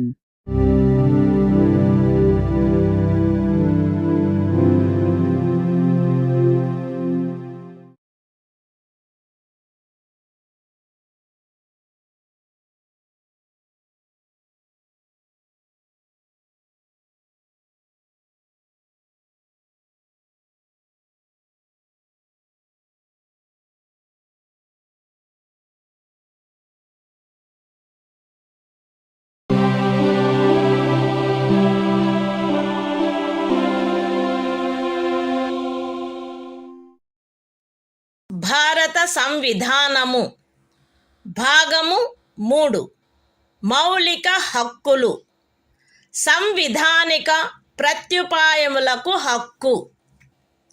Article 33. ఈ భాగము ద్వారా ప్రదత్తమైన హక్కులను సాయుధ బలములు మొదలగు వాటికి వర్తింపచేయునప్పుడు మార్చుటకు పార్లమెంటుకు గల అధికారము. ఈ భాగము ద్వారా ప్రదత్తమైన హక్కులలో వేటినైనను సాయుధ బలములకు చెందిన సభ్యులకు లేక ప్రజాశాంతిని కాపాడు భారము వహించిన సాయుధ బలములకు చెందిన సభ్యులకు లేక గుప్త సమాచారము కొరకు లేక ఎదురు గుప్త సమాచారము కొరకు రాజ్యముచే స్థాపించబడిన ఏదేని బ్యూరోలో లేదా ఇతర వ్యవస్థలో నియమించబడిన వ్యక్తులకు లేక ఏ నుండి సి వరకు గల ఖండములలో నిర్దేశింపబడిన ఏదేని సాయుధ బలము బ్యూరో లేక వ్యవస్థ కొరకై ఏర్పాటు చేసిన టెలికమ్యూనికేషన్ వ్యవస్థలలో నియమించబడిన లేదా వాటికి సంబంధించిన వ్యక్తులకు వర్తింపచేయుటలో వారి సముచిత కర్తవ్య నిర్వహణను వారి మధ్య క్రమశిక్షణను కట్టుదిట్టము చేయుటకై ఆ హక్కులు ఎంత మేరకు పరిమితపరచబడవలెనో లేక రద్దు చేయబడవలెనో పార్లమెంటు శాసనము ద్వారా నిర్ధారణ చేయవచ్చును. The Constitution of India. Part 3. Fundamental Rights. Right to constitutional remedies. Article 33. Power of Parliament to modify the rights conferred by this part in their application to forces, etc. Parliament may by law determine to what extent any of the rights conferred by this part shall, in their application to the members of the armed forces, or the members of the forces charged with the maintenance of public order, or persons employed in any bureau or other organization established by the state for purposes of intelligence or counterintelligence, or person employed in or in connection with the telecommunication systems set up for the purposes of any force, bureau, or organization referred to in clauses A to C, be restricted or abrogated so as to ensure the proper discharge of their duties and the maintenance of discipline among them.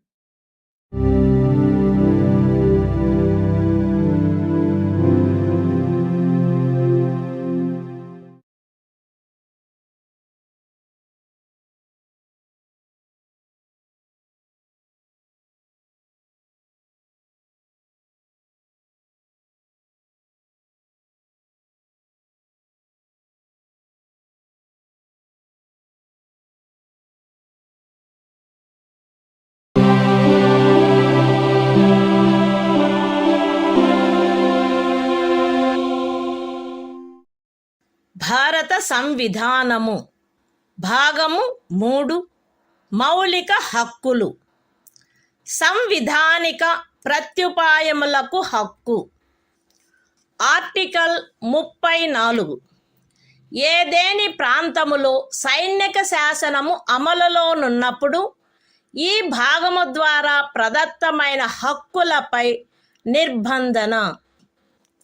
ఈ భాగమునందు పూర్వగామి నిబంధనలలో ఏమి ఉన్నప్పటికీ భారతదేశ రాజ్యక్షేత్రములోని ఏదేని ప్రాంతములో సైనిక శాసనము అమలులో ఉండి ఉన్నచో సంఘము యొక్క లేక ఒక రాజ్యము యొక్క సేవలోనున్న ఎవరేని వ్యక్తి అచట శాంతిని కాపాడుటకు లేక తిరిగి నెలకొల్పుటకు సంబంధించి చేసిన ఏదేని కార్యమును గూర్చి పార్లమెంటు శాసనము ద్వారా అతనికి క్షతిపూర్తి చేయవచ్చును, లేక అట్టి ప్రాంతంలో సైనిక శాసనము క్రింద చేయబడిన ఏదేని దండనోత్తర్వును, విధించబడిన ఏదేని శిక్షను, ఉత్తర్వు చేయబడిన సమపహరణను లేక చేసిన ఏదేని ఇతర కార్యమును మాన్యమునర్చవచ్చును.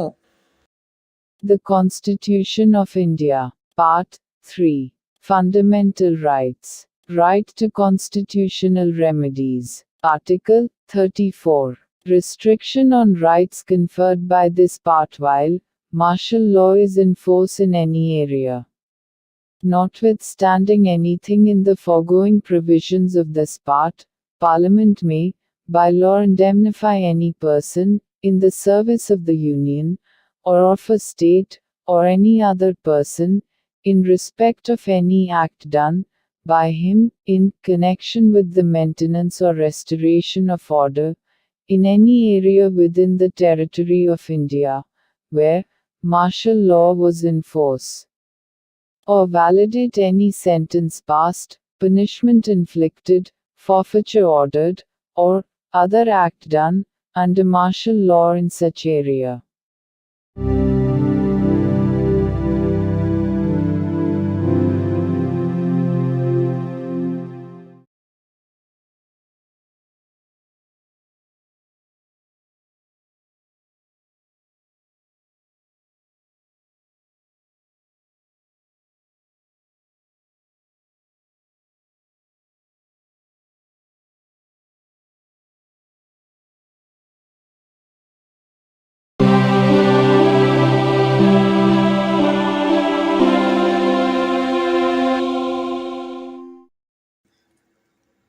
భారత సంవిధానము.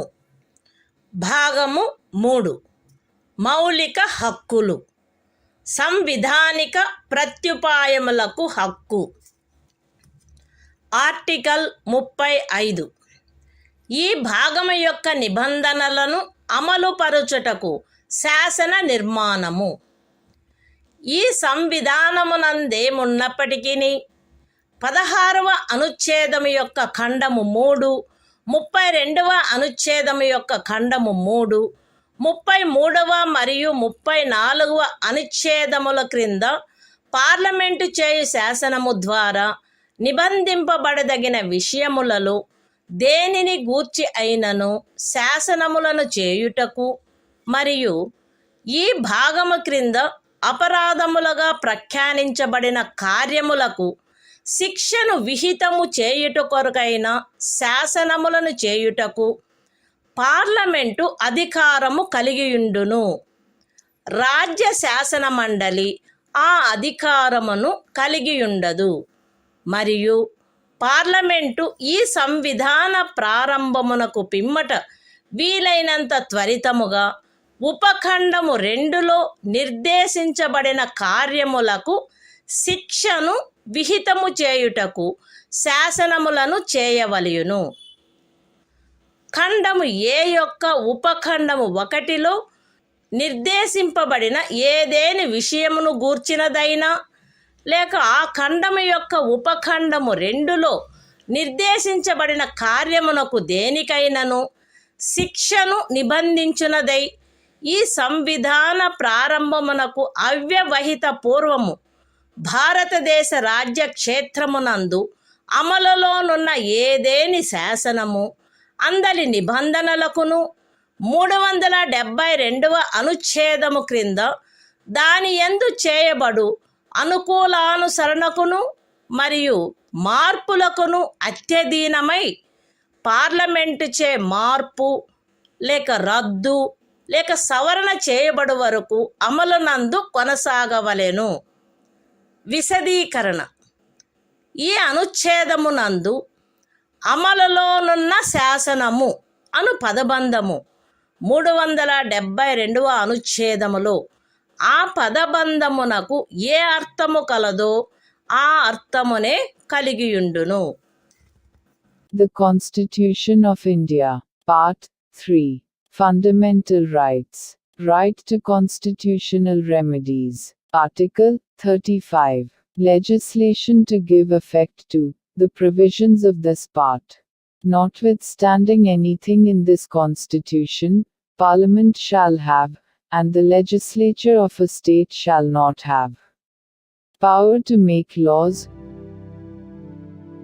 with respect to any of the matters which, under Clause 3 of Article 16, Clause 3 of Article 32, Article 33 and Article 34 may be provided for by law made by Parliament, and for prescribing punishment for those acts which are declared to be offences under this part. And Parliament shall, as soon as may be after the commencement of this Constitution, make laws for prescribing punishment for the acts referred to in subclause 2. Any law in force immediately before the commencement of this Constitution, in the territory of India, with respect to any of the matters referred to in subclause 1 of Clause A, or providing for punishment for any act referred to in subclause 2 of that clause shall, subject to the terms thereof, and to any adaptations and modifications that may be made therein, under Article 372, continue in force until altered, or repealed, or amended, by Parliament. Explanation. In this article, the expression, law in force, has the same meaning as in Article 372.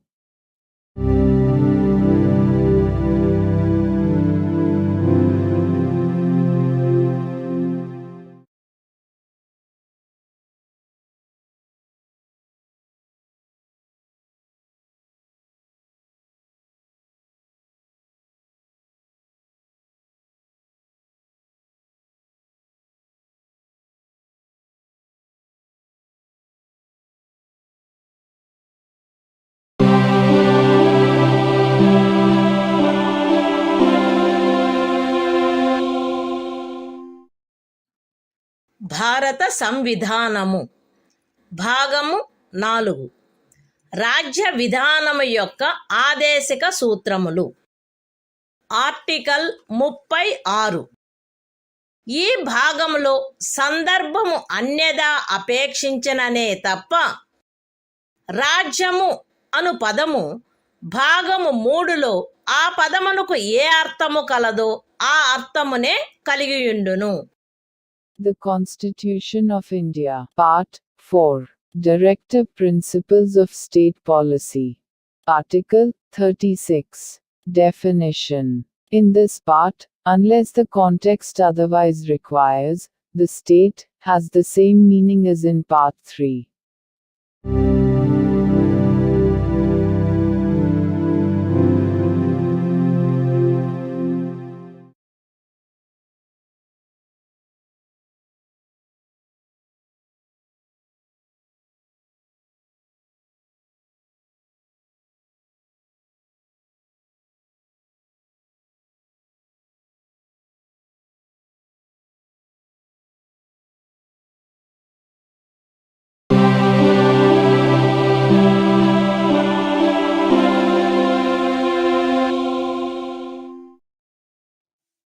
భారత సంవిధానము భాగము 4 రాజ్య విధానము యొక్క ఆదేశిక సూత్రములు.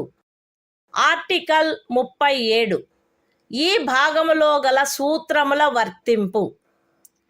ఈ భాగంలోని నిబంధనలు ఏ న్యాయస్థానముచే కాని అమలు జరపదగినవి కావు.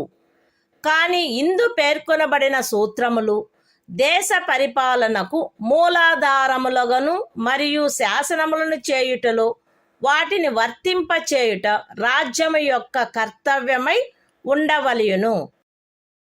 The Constitution of India, Part 4. Directive Principles of State Policy. Article 37. Application of the principles contained in this part. The provisions contained in this part shall not be enforceable by any court.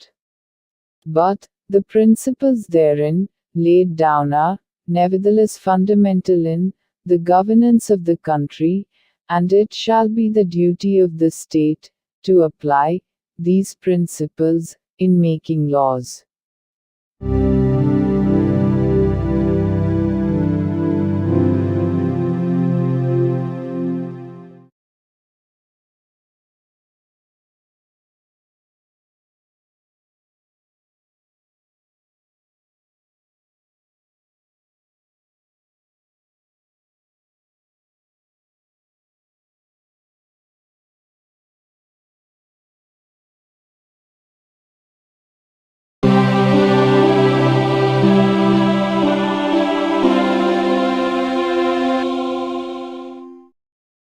భారత సంవిధానము భాగము 4 రాజ్య విధానము యొక్క ఆదేశిక సూత్రములు.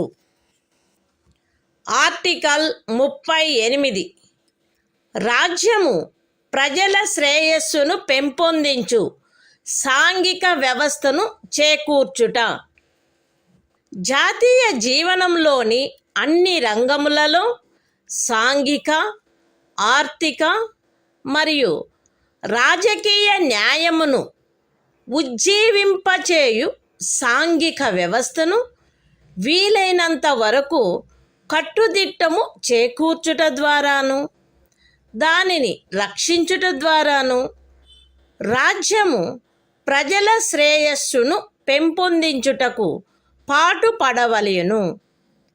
రాజ్యము ప్రత్యేకించి రాబడిలో అసమానతలను తగ్గించుటకు పాటుపడవలెను మరియు విభిన్న ప్రాంతములందు నివసించుచున్న లేక విభిన్న వృత్తులను చేపట్టిన వ్యక్తుల మధ్య మాత్రమే కాకుండా ప్రజావర్గముల మధ్య కూడా హోదా, సౌకర్యములు మరియు అవకాశములందు అసమానతలను తొలగించుటకు ప్రయత్నించవలెను. The Constitution of India, Part 4. Directive Principles of State Policy. Article 38. State to secure social order, for the promotion of welfare of the people. The state shall strive to promote the welfare of the people by securing and protecting as effectively as it may a social order in which justice, social, economic, and political shall inform all the institutions of the national life. The state shall, in particular, strive to minimize the inequalities in income, and endeavor to eliminate inequalities in status, facilities and opportunities, not only amongst individuals, but also amongst groups of people, residing in different areas, or engaged in different vocations.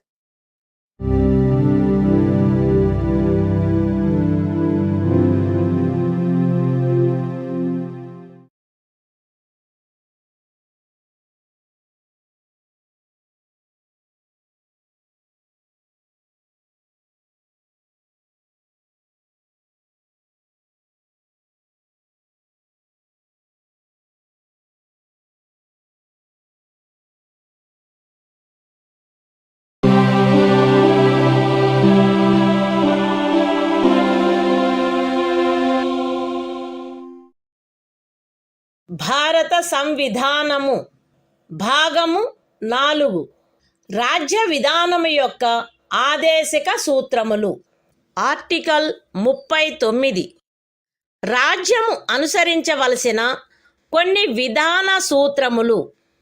రాజ్యము ఈ క్రింది వాటిని చేకూర్చుటకై ప్రత్యేకించి తన విధానమును రూపొందించవలెను. అవేవనగా స్త్రీ పురుష భేదము లేకుండా పౌరులు తగిన జీవనోపాధి సాధనములకు హక్కు కలిగియుండుట, జనులందరి ఉమ్మడి మేలును అత్యుత్తముగా సమకూర్చునట్లు సమాజపు భౌతిక వనరుల సామ్యమును మరియు నియంత్రణను పంపిణీ చేయుట, ఆర్థిక వ్యవస్థ యొక్క ప్రవృత్తి వలన జనసామాన్యమునకు హానికరమగునట్లుగా ఐశ్వర్యము, ఉత్పాదన సాధనములు కేంద్రీకృతము కాకుండుట, స్త్రీ పురుషులు ఉభయులకు సమానమైన పనికి సమానమైన వేతనము లభించుట, స్త్రీ పురుష కార్మికుల ఆరోగ్యము, శరీర దారుఢ్యము మరియు పిల్లల సుకుమారత్వము దురుపయోగము చేయబడుకుండుట మరియు పౌరుల ఆర్థికావశ్యకత వలన తమ వయస్సునకు లేక శరీర దారుఢ్యమునకు సరిపడని పనులలో చేరుటకు బలవంత పెట్టకుండుట, పిల్లలకు ఆరోగ్యకరమైన రీతిలో గౌరవప్రదమైన మరియు స్వేచ్ఛాయుతమైన పరిస్థితులలో అభివృద్ధి చెందు అవకాశములను మరియు సౌకర్యములను కల్పించుట మరియు బాల్య యవనములను శోషణ నుండి మరియు నైతిక మరియు భౌతిక పరిత్యజనము నుండి కాపాడుట. The Constitution of India, Part 4, Directive Principles of State Policy. Article 39. Certain principles of policy to be followed by the state. The state shall, in particular, direct its policy towards securing a. that the citizens, men and women equally, have the right to an adequate means of livelihood. b. that the ownership and control of the material resources of the community are so distributed as best to subserve the common good. c. that the operation of the economic system does not result in the concentration of wealth and means of production to the common detriment. d. that there is equal pay for equal work for both men and women. a. that the health and strength of workers, men and women, and the tender age of children are not abused, and that citizens are not forced by economic necessity to enter avocations unsuited to their age or strength. F.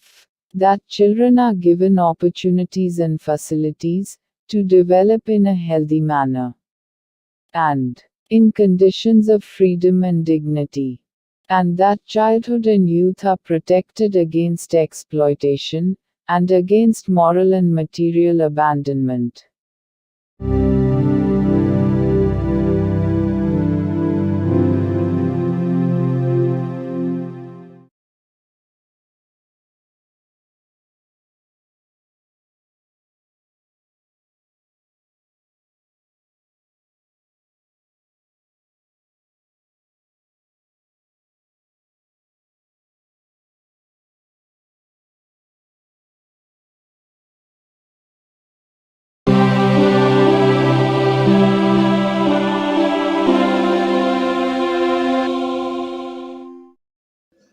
భారత సంవిధానము భాగము 4 రాజ్య విధానము యొక్క ఆదేశక సూత్రములు.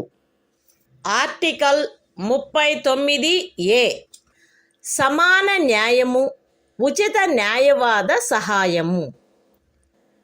శాసన వ్యవస్థ ప్రవృత్తి సమానావకాశ ప్రాతిపదికపై న్యాయమును చేకూర్చు రీతిలో నిర్వహించబడినట్లు రాజ్యము కట్టుదిట్టము చేయవలెను. మరియు ప్రత్యేకముగా ఏ పౌరునికైనను ఆర్థిక లేక ఇతర అసక్తతల కారణమున న్యాయమును పొందు అవకాశములు అలభ్యము కాకుండునట్లు కట్టుదిట్టము చేయుటకై తగిన శాసన నిర్మాణమును లేక పథకముల ద్వారా గాని ఏదేని ఇతర విధముగా గాని ఉచిత న్యాయవాద సహాయమును సమకూర్చవలెను. The Constitution of India, Part 4, Directive Principles of State Policy. Article 39A. Equal justice and free legal aid. The state shall secure that the operation of the legal system promotes justice on a basis of equal opportunity, and shall, in particular, provide free legal aid by suitable legislation or schemes, or in any other way to ensure that opportunities for securing justice are not denied to any citizen by reason of economic or other disabilities.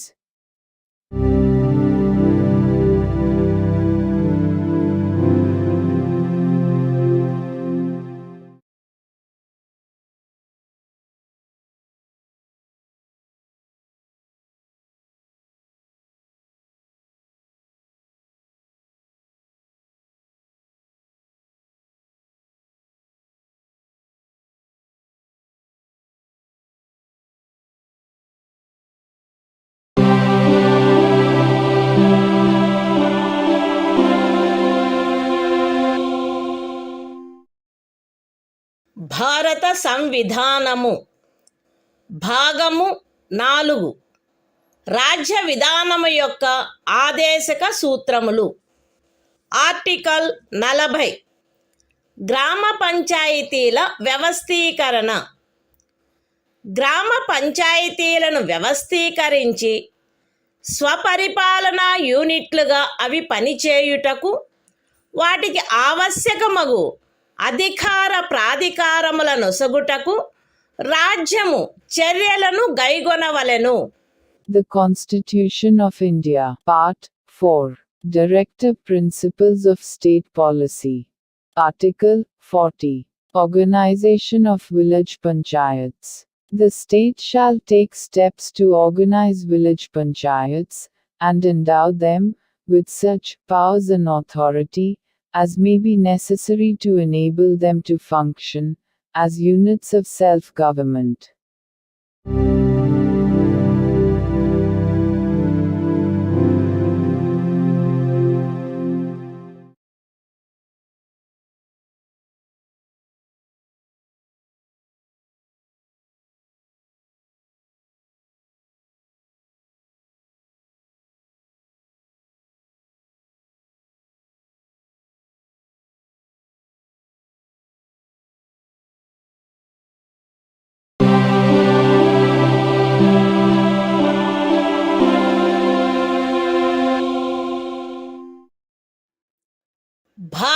సంవిధానము భాగము 4 రాజ్య విధానము యొక్క ఆదేశక సూత్రములు. Article 41 పనికి విద్యకు కొన్ని సందర్భములలో ప్రజా సహాయమునకు హక్కు. రాజ్యము దాని ఆర్థిక స్తోమత మరియు అభివృద్ధి పరిమితుల మేరకు పనిచేయు హక్కును, విద్య నేర్చుకొను హక్కును మరియు నిరుద్యోగము, వృద్ధాప్యము, అనారోగ్యము, అంగవైకల్యము మరియు ఇతర విధములైన అకారణ దారిద్ర్యము కలిగిన సందర్భములలో ప్రజా సహాయమును పొందు హక్కును చేకూర్చుటకై కట్టుదిట్టమైన ఏర్పాటు చేయవలెను. The Constitution of India, Part 4, Directive Principles of State Policy. Article 41, Right to work, to education, and to public assistance, in certain cases. The state shall, within the limits of its economic capacity and development, make effective provision for securing the right to work, to education, and to public assistance, in cases of unemployment, old age, sickness, and disablement, and in other cases of undeserved want.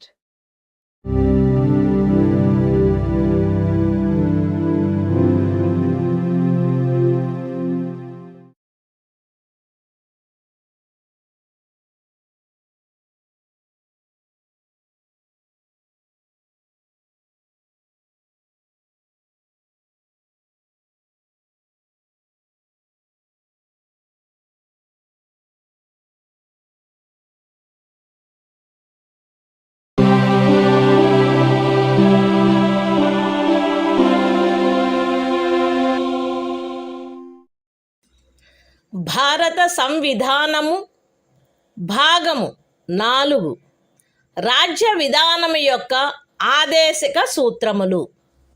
Article 42 పని విషయమున న్యాయమైన మరియు మానవోచితమైన పరిస్థితులకు మరియు ప్రసూతి సహాయమునకు ఏర్పాటు.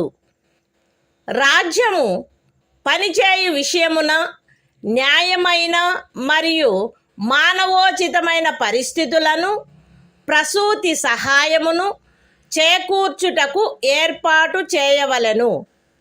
The Constitution of India, Part 4, Directive Principles of State Policy. Article 42, Provision for just and humane conditions of work, and maternity relief. The state shall make provision for securing just and humane conditions of work, and for maternity relief.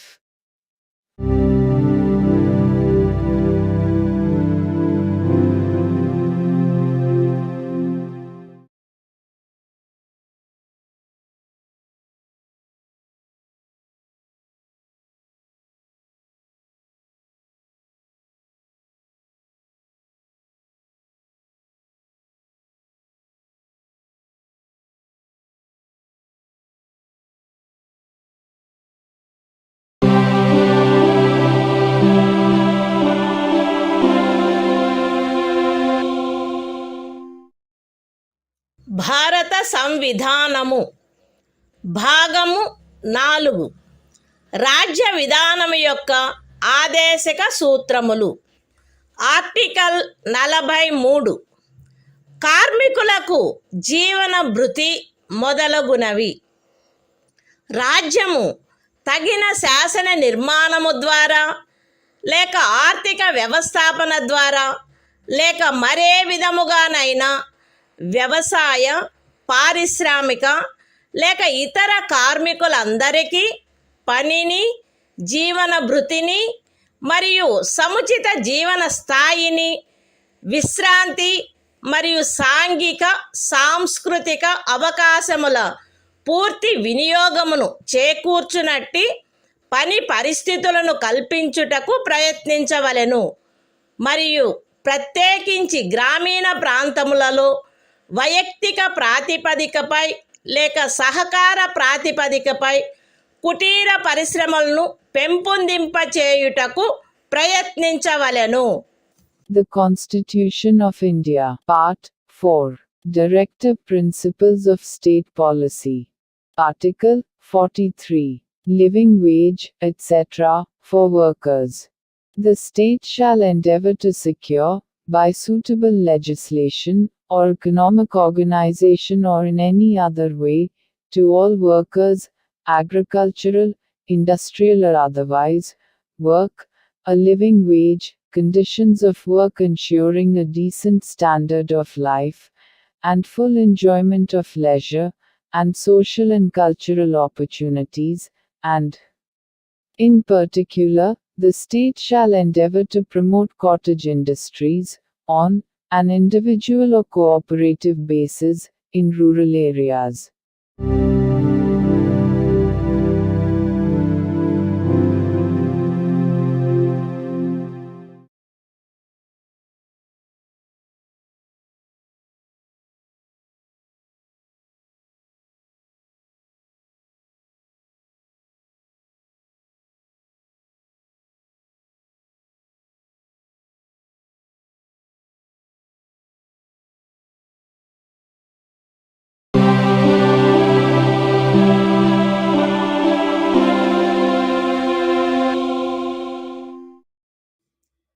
భారత సంవిధానము భాగము 4.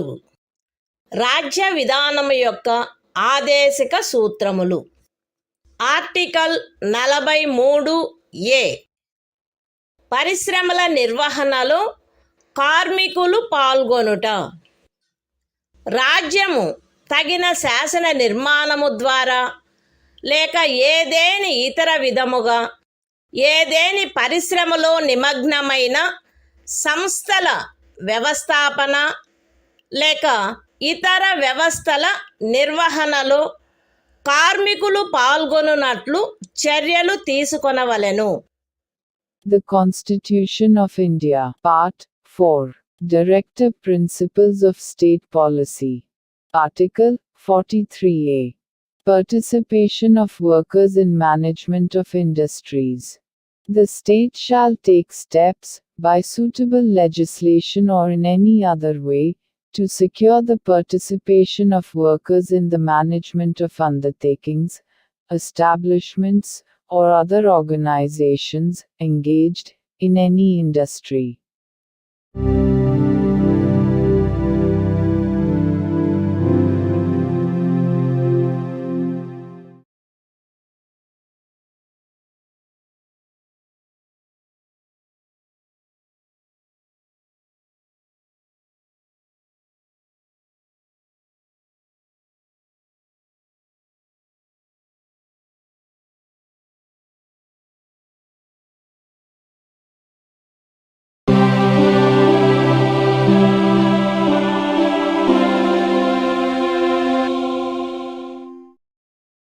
భారత సంవిధానము భాగము 4.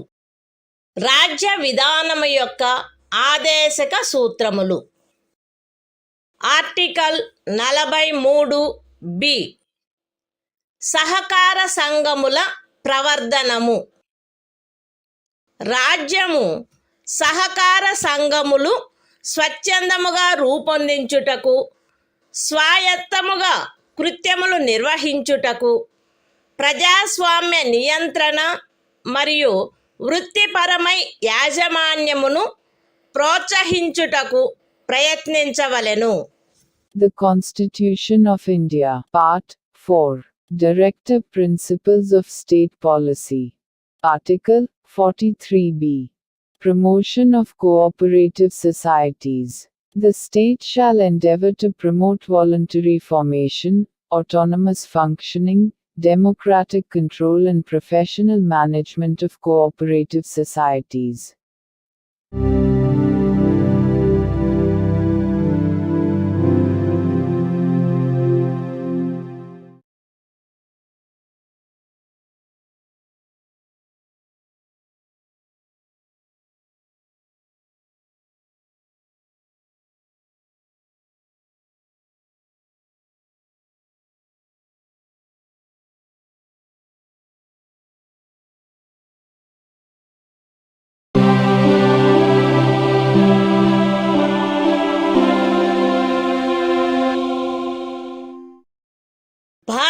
సంవిధానము భాగము 4 రాజ్య విధానము యొక్క ఆదేశిక సూత్రములు.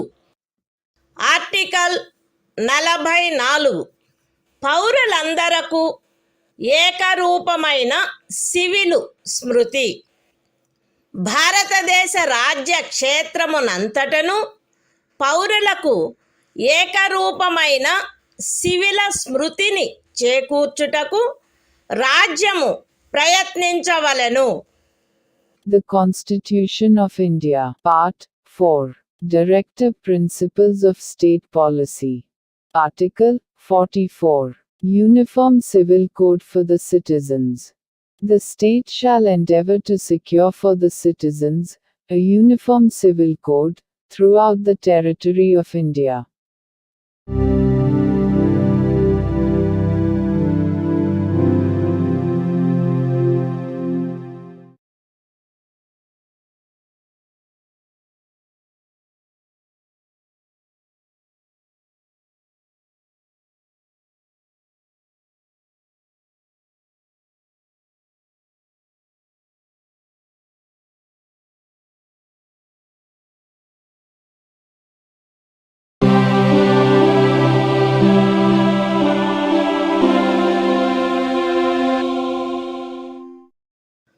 భారత సంవిధానము భాగము 4 రాజ్య విధానము యొక్క ఆదేశిక సూత్రములు. ఆర్టికల్ 45 6 సంవత్సరముల లోపు బాలలందరికీ బాల్య ప్రారంభంలో సంరక్షణ మరియు విద్యను ఏర్పాటు చేయుట. బాలలందరూ వారు 6 సంవత్సరముల వయస్సు పూర్తి చేయునంత వరకు వారికి బాల్య ప్రారంభంలో సంరక్షణ మరియు విద్యను ఏర్పాటు చేయుటకు రాజ్యము ప్రయత్నించవలెను. The Constitution of India, Part 4, Directive Principles of State Policy. Article 45. Provision for early childhood care and education to children below the age of 6 years. The state shall endeavor to provide early childhood care and education for all children until they complete the age of 6 years.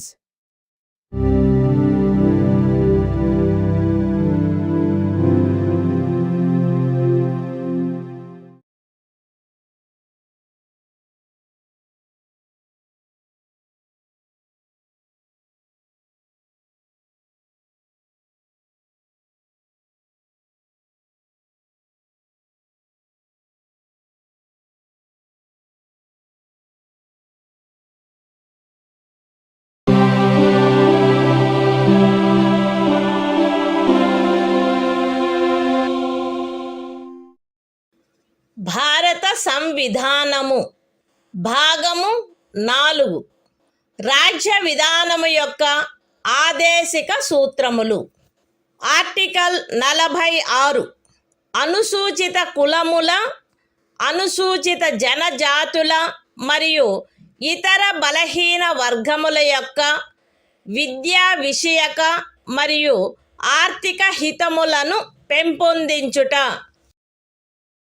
ప్రజలలో బలహీన వర్గముల, ప్రత్యేకించి అనుసూచిత కులముల మరియు అనుసూచిత జనజాతుల విద్యా విషయక మరియు ఆర్థిక హితమును రాజ్యము విశేష శ్రద్ధతో పెంపొందించవలెను మరియు సాంఘిక అన్యాయము నుండి సకల విధములగు శోషణల నుండి వారిని రక్షించవలెను.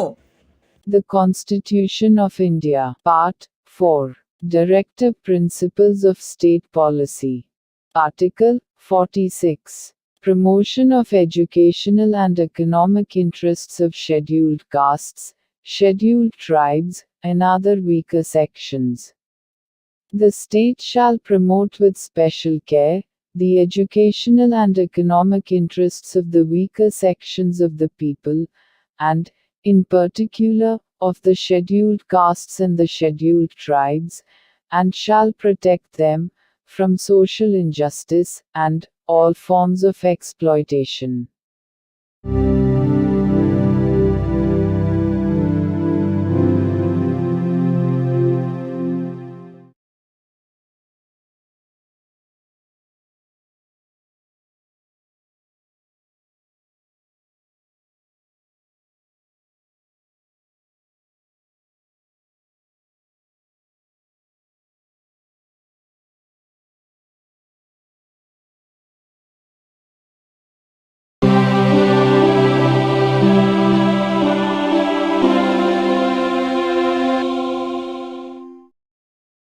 భారత సంవిధానము భాగము 4 రాజ్య విధానము యొక్క ఆదేశిక సూత్రములు. ఆర్టికల్ 47 ఆహార పుష్టి స్థాయిని, జీవన స్థాయిని పెంచుటలో మరియు ప్రజారోగ్యమును మెరుగుపరచుటలో రాజ్యము యొక్క కర్తవ్యము.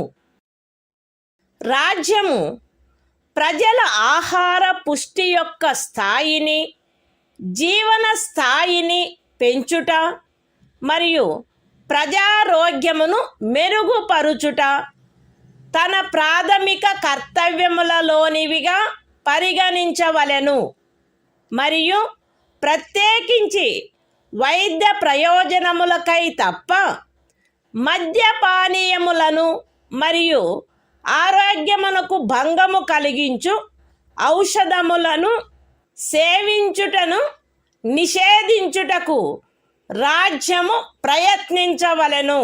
The Constitution of India, Part 4, Directive Principles of State Policy. Article 47. Duty of the state to raise the level of nutrition and the standard of living, and to improve public health. The state shall regard the raising of the level of nutrition and the standard of living of its people, and the improvement of public health, as among its primary duties, and, in particular, the state shall endeavor to bring about prohibition of the consumption, except for medicinal purposes, of intoxicating drinks and of drugs, which are injurious to health.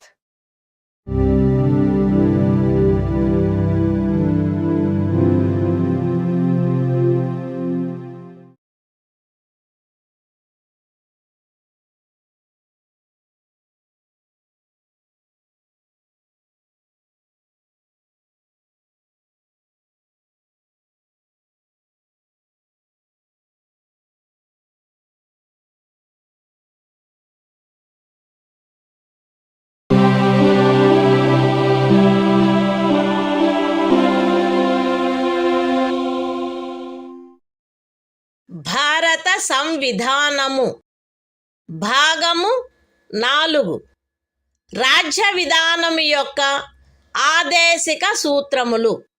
Article 48 వ్యవసాయ మరియు పశు సంవర్ధనము యొక్క వ్యవస్థీకరణ. రాజ్యము ఆధునిక మరియు శాస్త్రీయ పద్ధతులను అనుసరించి వ్యవసాయమును, పశు సంవర్ధనమును వ్యవస్థీకరించవలెను మరియు ప్రత్యేకించి ఆవుల, దూడల, ఇతర పాడి పశువుల, భారవాహక పశువుల జాతులను పరిరక్షించి మెరుగుపరచుటకును వాటి వధను నిషేధించుటకును రాజ్యము చర్యలను గైగొనవలెను. The Constitution of India, Part 4, Directive Principles of State Policy. Article 48. Organization of Agriculture and Animal Husbandry. The state shall endeavor to organize agriculture and animal husbandry on modern and scientific lines, and shall, in particular, take steps for preserving and improving the breeds and prohibiting the slaughter of cows and calves and other milch and draft cattle.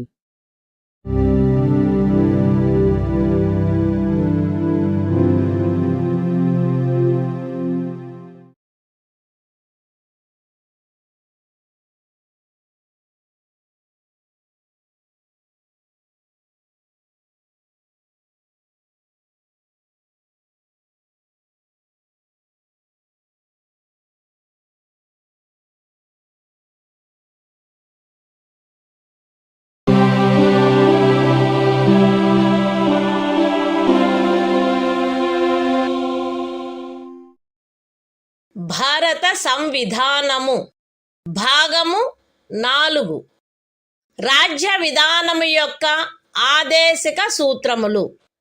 Article 48 ఏ పరిసరముల రక్షణ మరియు అభివృద్ధి మరియు అడవుల వన్యప్రాణుల సంరక్షణ. రాజ్యము పరిసరములను కాపాడి అభివృద్ధి చేయుటకును దేశములోని అడవులను వన్యప్రాణులను సంరక్షించుటకును ప్రయత్నించవలెను. The Constitution of India, Part 4. Directive Principles of State Policy. Article 48A.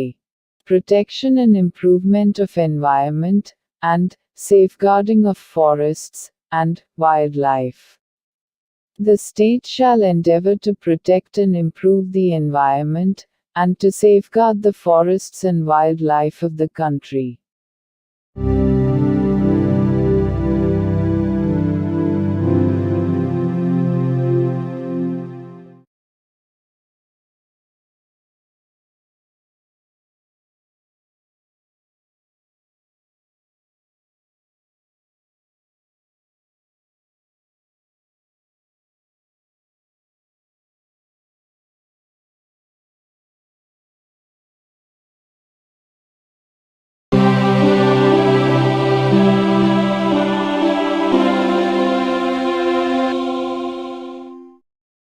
భారత సంవిధానము భాగము 4 రాజ్య విధానము యొక్క ఆదేశిక సూత్రములు. ఆర్టికల్ 49 జాతీయ ప్రాముఖ్యము గల స్మారక చిహ్నములను రక్షించుట.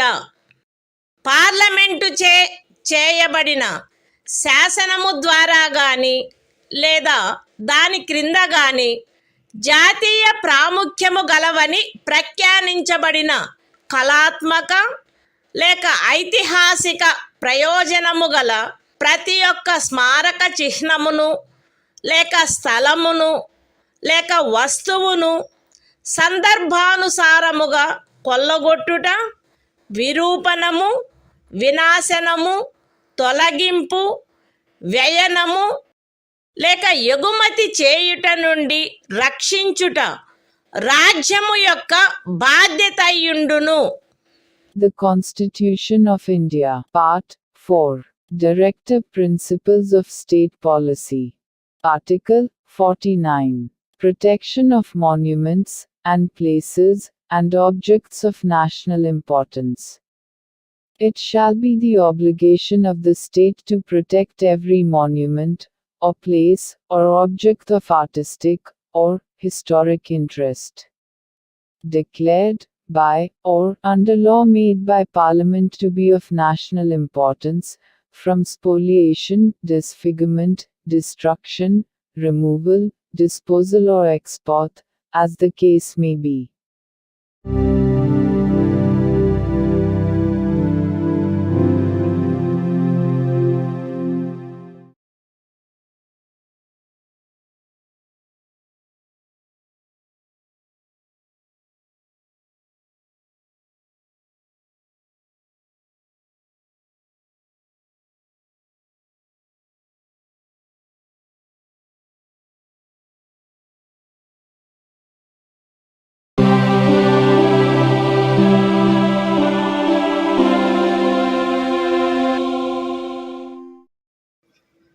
భారత సంవిధానము భాగము 4 రాజ్య విధానము యొక్క ఆదేశిక సూత్రములు.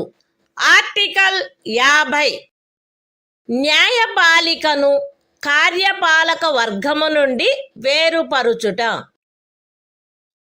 రాజ్యం యొక్క పబ్లిక్ సేవలలో న్యాయపాలికను కార్యపాలక వర్గము నుండి వేరుపరుచుటకు రాజ్యము చర్యలను గైగొనవలెను. The Constitution of India, Part 4. Directive Principles of State Policy. Article 50. Separation of judiciary from executive. The state shall take steps to separate the judiciary from the executive, in the public services of the state.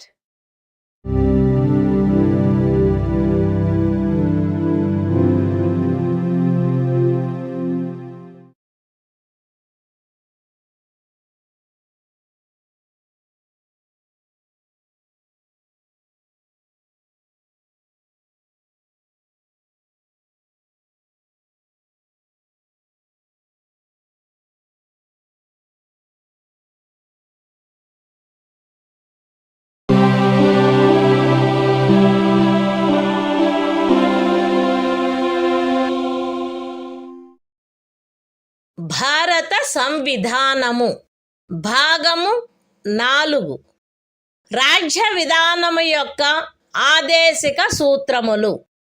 Article 51 అంతర్జాతీయ శాంతి భద్రతలను పెంపొందించుట. రాజ్యము ఈ క్రింది వాటికై ప్రయత్నించవలెను: అంతర్జాతీయ శాంతి భద్రతలను పెంపొందించుట, జాతుల మధ్య న్యాయమైన మరియు గౌరవప్రదమైన సంబంధములను నెలకొల్పుట, సువ్యవస్థిత ప్రజానీకముల పరస్పర వ్యవహారములందు అంతర్జాతీయ శాసనము పట్ల, సంధి బాధ్యతల పట్ల గౌరవమును పెంపొందించుట మరియు అంతర్జాతీయ వివాదముల పరిష్కారము మధ్యవర్తిత్వము ద్వారా జరుగుటను ప్రోత్సహించుట. The Constitution of India, Part 4, Directive Principles of State Policy. Article 51, Promotion of International Peace and Security. The state shall endeavor to a. Promote international peace and security. b.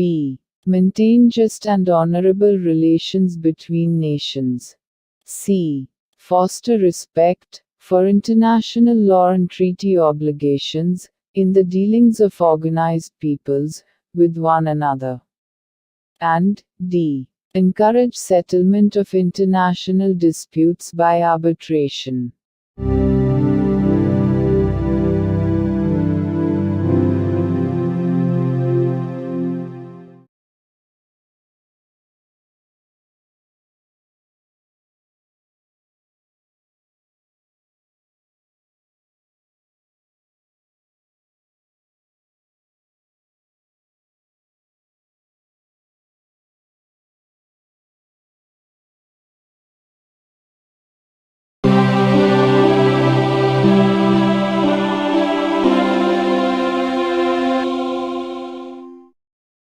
భారత సంవిధానము భాగము 4A మౌలిక కర్తవ్యములు.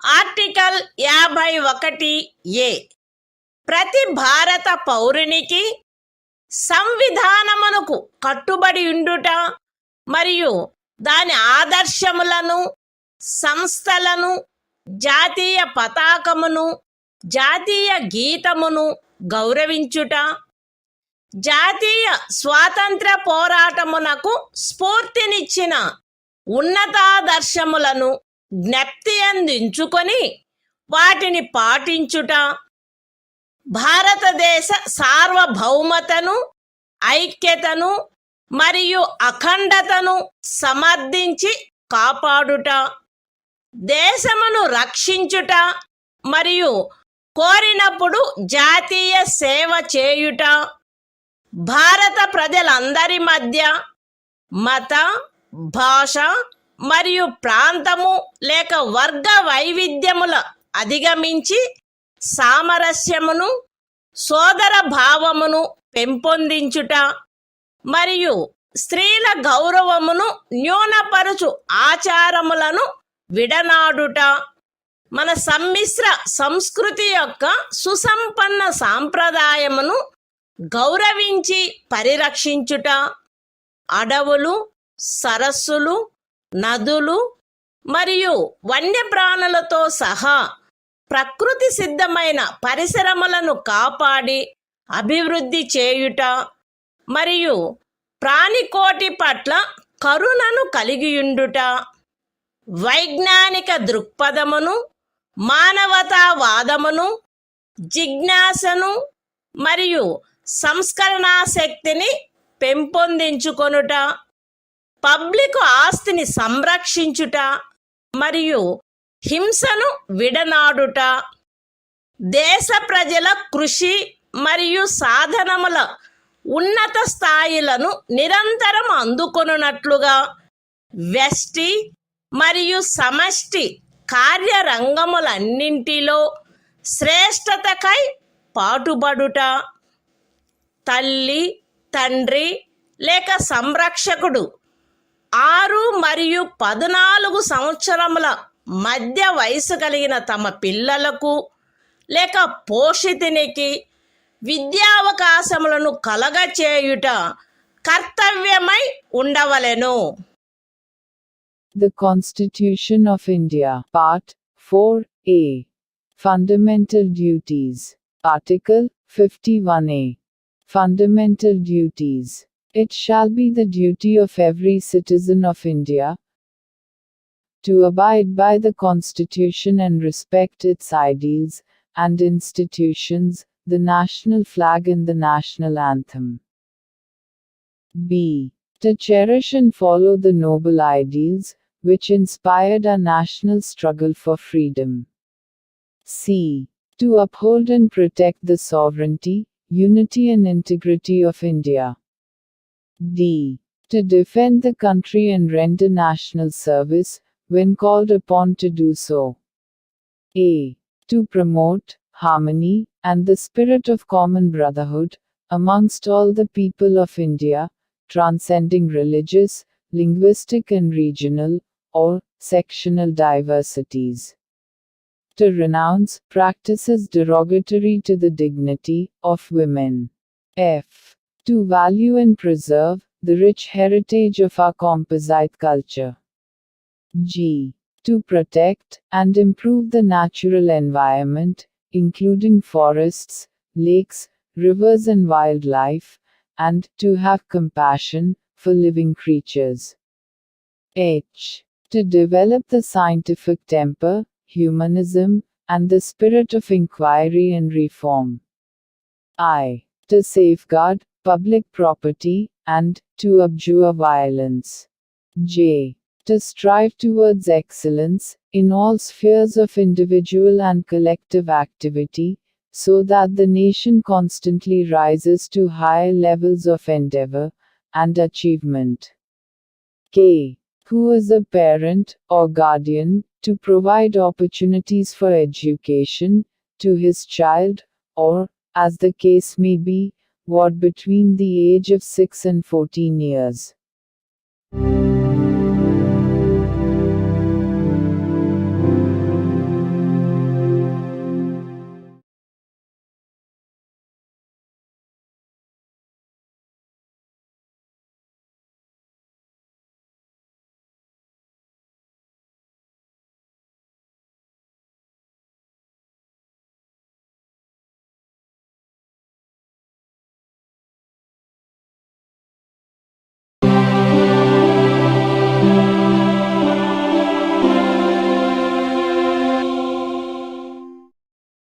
భారత సంవిధానము భాగము 5 సంఘము అధ్యాయం 1 కార్యపాలక వర్గము రాష్ట్రపతి మరియు ఉపరాష్ట్రపతి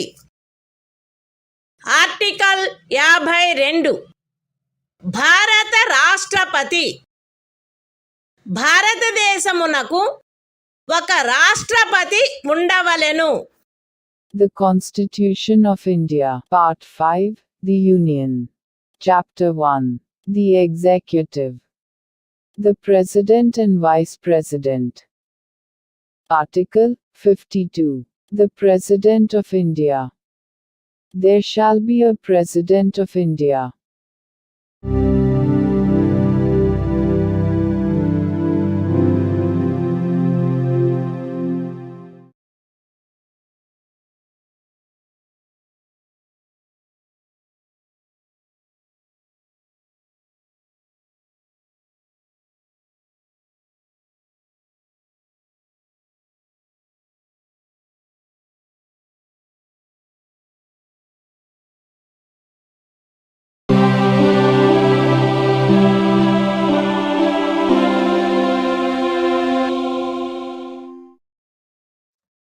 భారత సంవిధానము భాగము 5 సంఘము అధ్యాయము 1 కార్యపాలక వర్గము రాష్ట్రపతి మరియు ఉపరాష్ట్రపతి ఆర్టికల్ 53 సంఘము యొక్క కార్యపాలకాధికారము సంఘము యొక్క కార్యపాలకాధికారము రాష్ట్రపతి యందు నిహితమై ఉండవలెను.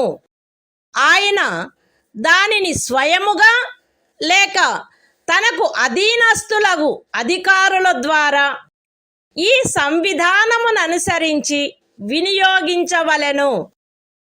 పూర్వగామి నిబంధన యొక్క సాధారణతకు భంగము కలగకుండా సంఘము యొక్క రక్షణ బలములపై సర్వాధిపత్యము రాష్ట్రపతి యందు నిహితమై ఉండవలెను మరియు దాని వినియోగము శాసనము ద్వారా క్రమబద్ధము చేయబడవలెను. ఈ అనుచ్ఛేదములోనిదేదియు అస్తిత్వంలోనున్న ఏదేని శాసనము ద్వారా ఏదేని రాజ్య ప్రభుత్వమునకు గాని ఇతర ప్రాధికారికి గాని ప్రదత్తము చేయబడిన ఏవేని కృత్యములను రాష్ట్రపతికి అంతరణ చేయునిదిగా భావింపబడరాదు. లేక రాష్ట్రపతి మినహా ఇతర ప్రాధికారులకు శాసనము ద్వారా కృత్యములను ప్రదత్తము చేయుట నుండి పార్లమెంటును నివారించదు. The Constitution of India, Part 5, The Union. Chapter 1. The Executive. The President and Vice President. Article 53. Executive Power of the Union. 1. The executive power of the Union shall be vested in the President, and shall be exercised by him, either directly, or through officers, subordinate to him, in accordance with this Constitution. 2. Without prejudice to the generality of the foregoing provision, the supreme command of the defense forces of the Union shall be vested in the President, and the exercise thereof shall be regulated by law.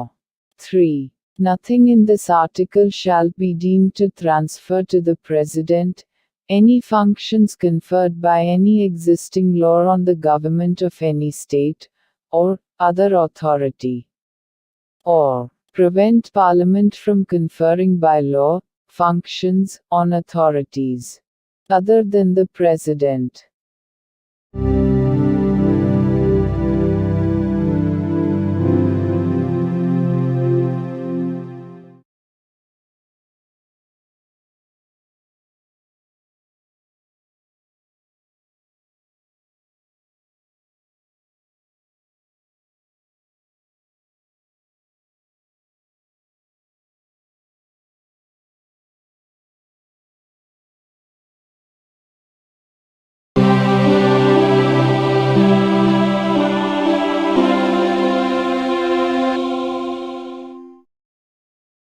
భారత సంవిధానము భాగము 5 సంఘము అధ్యాయము 1 కార్యపాలక వర్గము రాష్ట్రపతి మరియు ఉపరాష్ట్రపతి article 54 రాష్ట్రపతి ఎన్నిక రాష్ట్రపతి ఈ క్రింది వారితో కూడిన నిర్వాచక గణము యొక్క సభ్యులచే ఎన్నుకొనబడవలెను. పార్లమెంటు ఉభయ సదనములోని ఎన్నుకొనబడిన సభ్యులు మరియు రాజ్య శాసన సభలలోని ఎన్నుకొనబడిన సభ్యులు. విశదీకరణ ఈ అనుచ్ఛేదము మరియు అనుచ్ఛేదము 55లోని రాజ్యము అను పదములో ఢిల్లీ జాతీయ రాజధాని రాజ్యక్షేత్రము మరియు పాండిచ్చేరి సంఘ రాజ్యక్షేత్రము చేరియుండును. The Constitution of India, Part 5, The Union. Chapter 1. The Executive. The President and Vice President. Article 54. Election of President. The President shall be elected by the members of an electoral college, consisting of a. the elected members of both houses of Parliament, and b. the elected members of the legislative assemblies of the states. Explanation. In this article, and in Article 55, state includes the National Capital Territory of Delhi and the Union Territory of Pondicherry.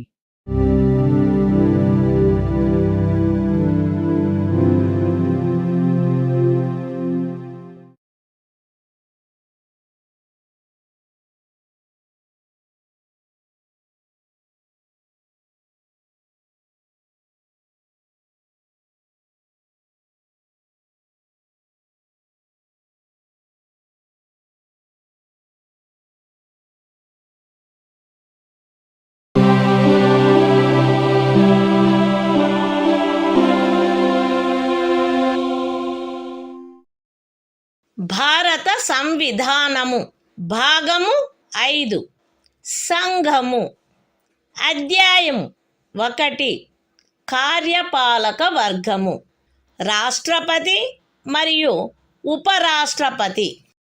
Article 55 రాష్ట్రపతిని ఎన్నుకొను రీతి. రాష్ట్రపతి యొక్క ఎన్నికలో వివిధ రాజ్యముల ప్రాతినిధ్య ప్రమాణము ఆచరణీయమైనంత మేరకు ఏకరూపముగా ఉండవలెను.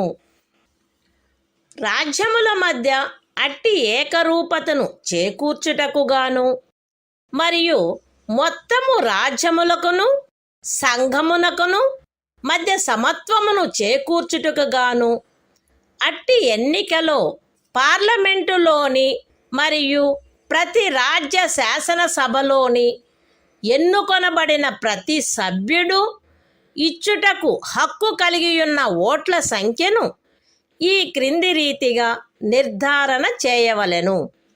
ఏ. రాజ్యము యొక్క జనసంఖ్యను ఆ రాజ్య శాసనసభలోని ఎన్నుకొనబడిన మొత్తము సభ్యుల సంఖ్యతో భాగించగా వచ్చు భాగఫలములో 1000 యొక్క గుణిజములు ఎన్నియుండునో అన్ని ఓట్లను రాజ్య శాసనసభకు ఎన్నుకొనబడిన ప్రతి సభ్యుడు కలిగి ఉండవలెను. బి. 1000 యొక్క సదరు గుణిజములను లెక్కించిన పిమ్మట శేషము 500కు తగ్గనిచో ఉపఖండము ఏలో నిర్దేశింపబడిన ప్రతి సభ్యునకు గల ఓట్ల సంఖ్యకు అదనముగా 1 ఓటును చేర్చవలెను. సి. ఉపఖండములు ఏ మరియు బిల క్రింద రాజ్య శాసనసభలోని సభ్యులకు నియతమైన ఓట్ల మొత్తపు సంఖ్యను పార్లమెంటు ఉభయ సదనములో ఎన్నుకొనబడిన సభ్యుల మొత్తము సంఖ్యతో భాగించగా ఏ సంఖ్య వచ్చునో అన్ని ఓట్లను పార్లమెంటు ఉభయ సదనములోని ఎన్నుకోబడిన ప్రతి సభ్యుడు కలిగి ఉండవలెను. సగమునకు మించిన భిన్నమును 1గా పరిగణించవలెను. ఇతర భిన్నములను ఉపేక్షించవలెను. రాష్ట్రపతి ఎన్నిక ఏకల అంతరణీయ ఓటు ద్వారా అనుపాతిక ప్రాతినిధ్య పద్ధతును అనుసరించి జరగవలెను మరియు అట్టి ఎన్నికలో పోలింగు రహస్యపు బ్యాలెట్ పద్ధతిలో జరగవలెను. విశదీకరణ. ఈ అనుచ్ఛేదములో జనసంఖ్య అను పదబంధమునకు కడపటిదియు అందుకు సంబంధించిన అంకెలు ప్రచురింపబడినదియు అగు జనగణనతో అభినిశ్చితమైన జనసంఖ్య అని అర్థము. అయితే ఈ విశదీకరణలో కడపటిదియు అందుకు సంబంధించిన అంకెలు ప్రచురింపబడినట్టిదియు అగు జనగణనకు గల నిర్దేశమును 2026వ సంవత్సరం పిమ్మట చేయబడు మొదటి జనగణనకు సంబంధించిన అంకెలు ప్రచురించబడు వరకు 1971వ సంవత్సరపు జనగణనకు నిర్దేశమైనట్లు అన్వయించుకొనవలెను. The Constitution of India, Part 5, The Union. Chapter 1. The Executive, the President and Vice President. Article 55. Manner of election of President. 1. As far as practicable, there shall be uniformity in the scale of representation of the different states at the election of the President. 2. For the purpose of securing such uniformity among the states, inter se, as well as parity between the states as a whole and the Union. The number of votes, which each elected member of Parliament, and of the Legislative Assembly of each state, is entitled to cast at such election, shall be determined in the following manner. A. Every elected member of the Legislative Assembly of a state shall have as many votes as there are multiples of 1000. In the quotient obtained by dividing the population of the state by the total number of the elected members of the Assembly. B. If, after taking the said multiples of 1000, the remainder is not less than 500, then the vote of each member referred to in subclause A shall be further increased by 1. C. Each elected member of either House of Parliament shall have such number of votes as may be obtained by dividing the total number of votes assigned to the members of the legislative assemblies of the states, under subclauses A and B, by the total number of the elected members of both Houses of Parliament. Fractions exceeding 1/2 being counted as one and other fractions being disregarded. 3. The election of the President shall be held in accordance with the system of proportional representation, by means of the single transferable vote, and the voting at such election shall be by secret ballot. Explanation. In this article, the expression population means the population as ascertained at the last preceding census, of which the relevant figures have been published. Provided that the reference in this explanation to the last preceding census, of which the relevant figures have been published shall, until the relevant figures for the first census taken after the year 2026 have been published, be construed as a reference to the 1971 census.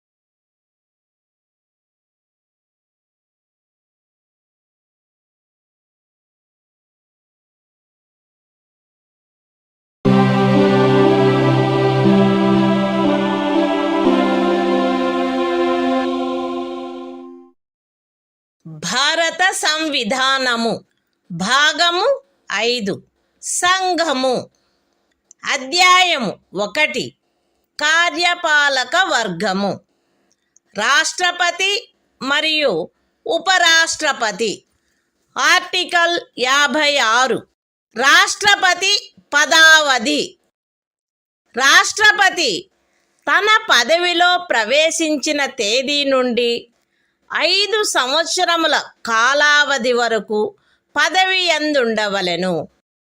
అయితే రాష్ట్రపతి తన చేవ్రాలుతో ఉపరాష్ట్రపతికి లేఖ రాయుట ద్వారా తన పదవికి రాజీనామా ఇవ్వవచ్చును. రాష్ట్రపతిని సంవిధానాతిక్రమణము కావించినందుకు 61వ అనుచ్ఛేదములో నిబంధించబడిన రీతిగా మహాభియోగము ద్వారా పదవి నుండి తొలగించవచ్చును. రాష్ట్రపతి తన పదావధి ముగిసినప్పటికీ తన ఉత్తరాధికారి ఆ పదవిలో ప్రవేశించు వరకు పదవిలో కొనసాగవలెను. ఖండము 1 యొక్క వినాయింపులోని ఖండము ఏ క్రింద ఉపరాష్ట్రపతికి పంపబడిన రాజీనామా పత్రమును ఆయన లోక్సభ అధ్యక్షునికి తక్షణమే పంపవలెను. The Constitution of India, Part 5, The Union. Chapter 1. The Executive. The President and Vice President. Article 56. Term of Office of President. 1. The President shall hold office for a term of 5 years, from the date on which he enters upon his office. Provided that a. The President may, by writing under his hand addressed to the Vice President, resign his office. b. The President may, for violation of the Constitution, be removed from office by impeachment in the manner provided in Article 61. c. The President shall, notwithstanding the expiration of his term, continue to hold office, until his successor enters upon his office. 2. Any resignation addressed to the Vice President under Clause A of the proviso to Clause 1 shall forthwith be communicated by him to the Speaker of the House of the People.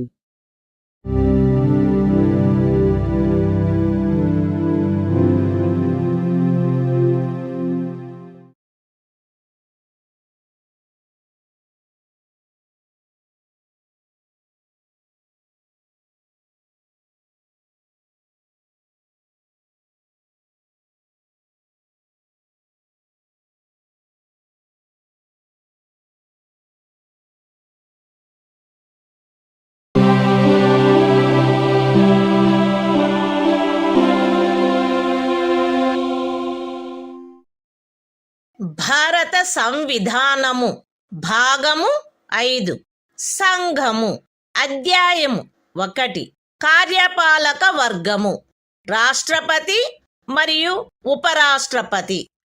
Article 57 తిరిగి ఎన్నికకు పాత్రత.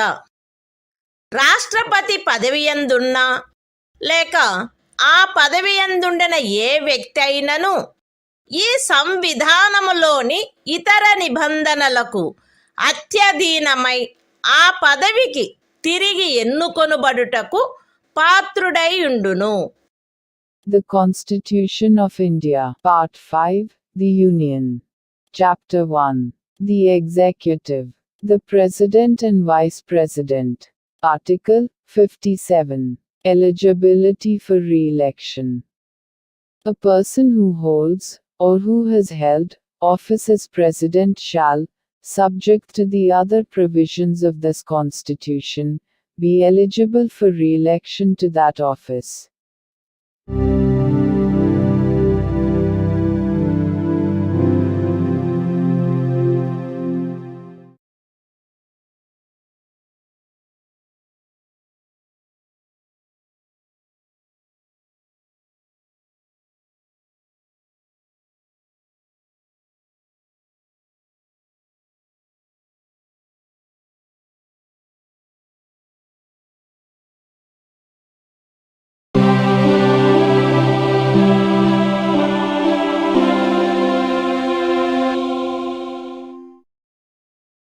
భారత సంవిధానము భాగము 5 సంఘము అధ్యాయము 1 కార్యపాలక వర్గము రాష్ట్రపతి మరియు ఉపరాష్ట్రపతి. ఆర్టికల్ 58 రాష్ట్రపతిగా ఎన్నికకు అర్హతలు.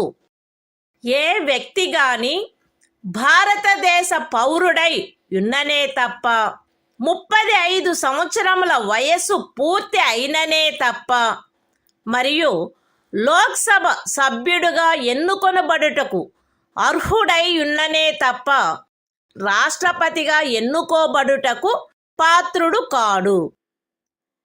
ఏ వ్యక్తి అయినను భారత ప్రభుత్వము క్రింద లేక ఏదేని రాజ్య ప్రభుత్వము క్రింద లేక సదరు ప్రభుత్వములోని దేని యొక్క నియంత్రణకైనను అత్యధీనమై ఉన్న ఏదేని స్థానిక లేక ఇతర ప్రాధికారి క్రింద గాని లాభాయుతమైన ఏదేని పదవి యందున్నచో ఆ వ్యక్తి రాష్ట్రపతిగా ఎన్నుకొనబడుటకు పాత్రుడు కాడు. విశదీకరణ: ఈ అనుచ్ఛేదపు నిమిత్తము ఎవరేని వ్యక్తి సంఘము యొక్క రాష్ట్రపతిగా లేక ఉపరాష్ట్రపతిగా లేక ఏదేని రాజ్యము యొక్క గవర్నరుగా లేక సంఘము యొక్క లేక ఏదేని రాజ్యము యొక్క మంత్రిగానున్న కారణమును బట్టి మాత్రమే లాభాయుతమైన పదవి యందున్నట్లు భావించబడరాదు. The Constitution of India, Part 5, The Union. Chapter 1. The Executive. The President and Vice President. Article 58. Qualifications for election as President. 1. No person shall be eligible for election as President, unless he is a citizen of India, has completed the age of 35 years, and is qualified for election, as a member of the House of the People. 2. A person shall not be eligible for election as President if he holds any office of profit, under the Government of India, or the Government of any state, or under any local or other authority, subject to the control of any of the said governments. Explanation. For the purposes of this article, a person shall not be deemed to hold any office of profit, by reason only that he is the President or Vice President of the Union, or the Governor of any state, or as a minister either for the Union or for any state.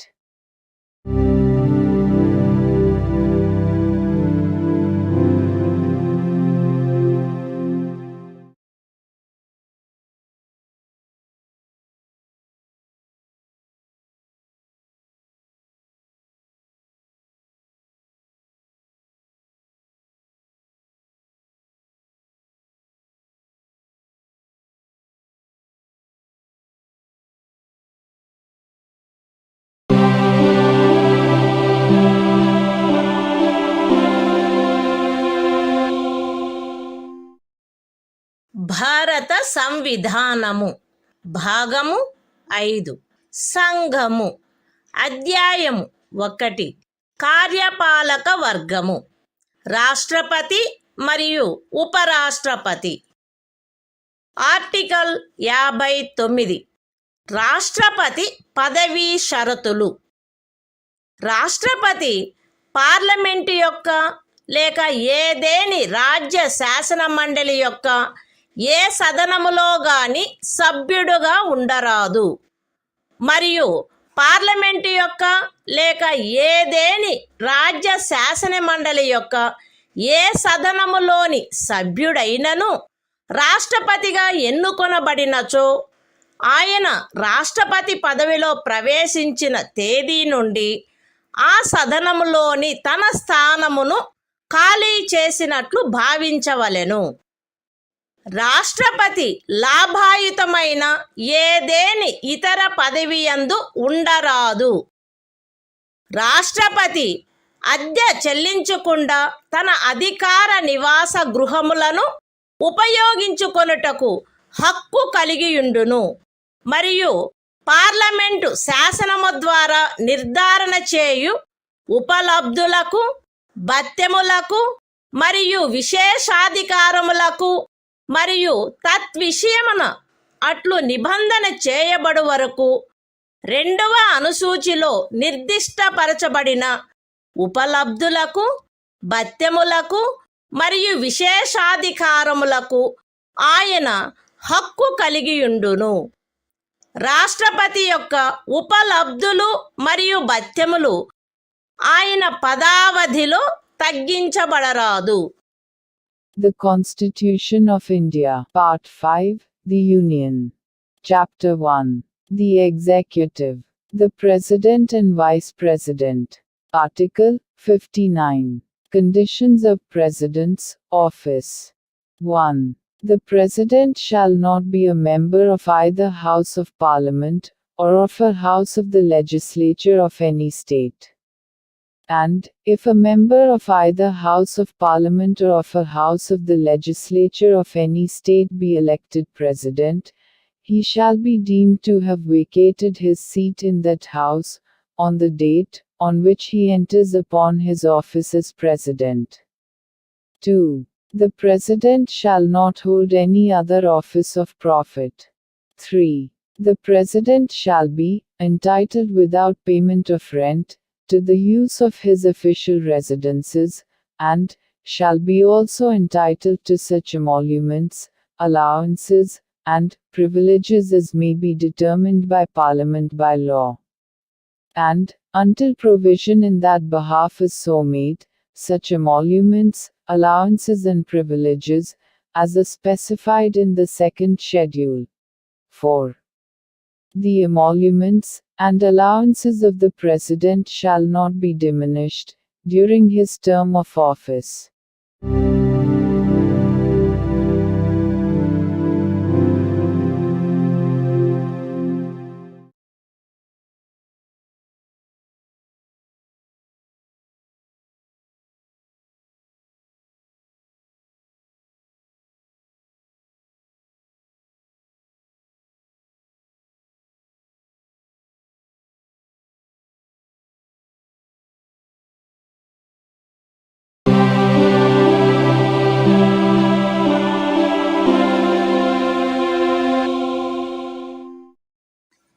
భారత సంవిధానము.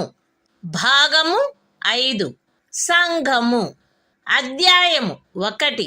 కార్యపాలక వర్గము. రాష్ట్రపతి మరియు ఉపరాష్ట్రపతి.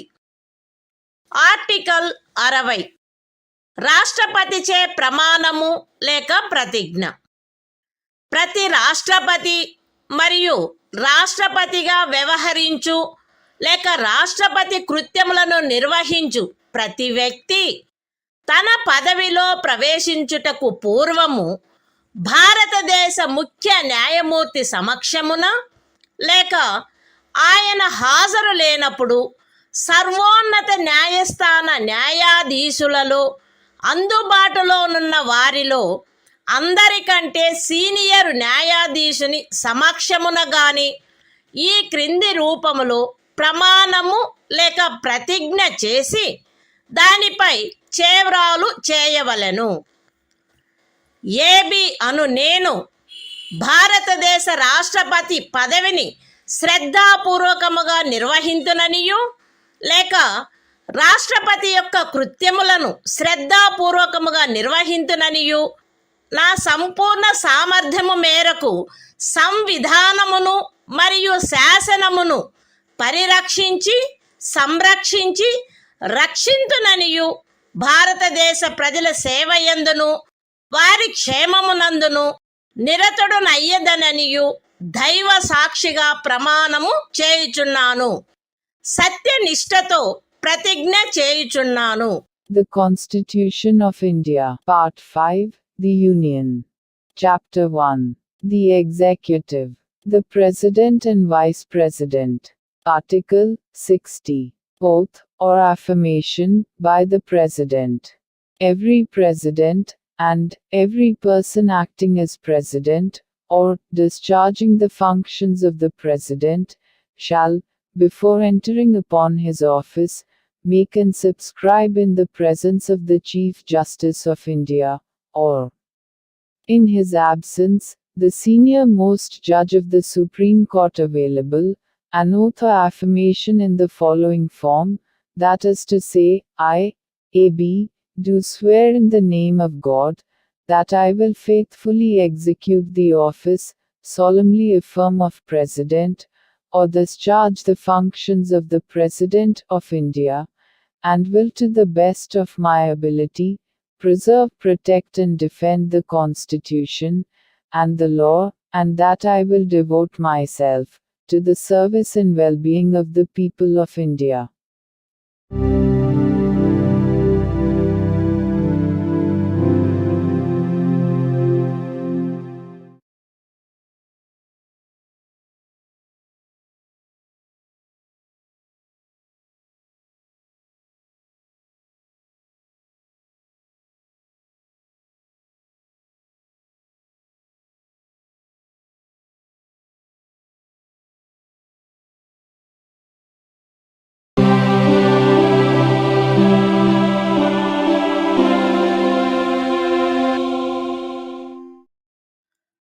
భారత సంవిధానము భాగము 5 సంఘము అధ్యాయము 1 కార్యపాలక వర్గము రాష్ట్రపతి మరియు ఉపరాష్ట్రపతి ఆర్టికల్ 61 రాష్ట్రపతిపై మహాభియోగము తెచ్చుటకు ప్రక్రియ సంవిధానాతిక్రమణము కావించినాడని రాష్ట్రపతిపై మహాభియోగము జరపబడవలసినప్పుడు పార్లమెంటు యొక్క ఏ సదనము చేనైనను ఆరోపణ చేయబడవలెను.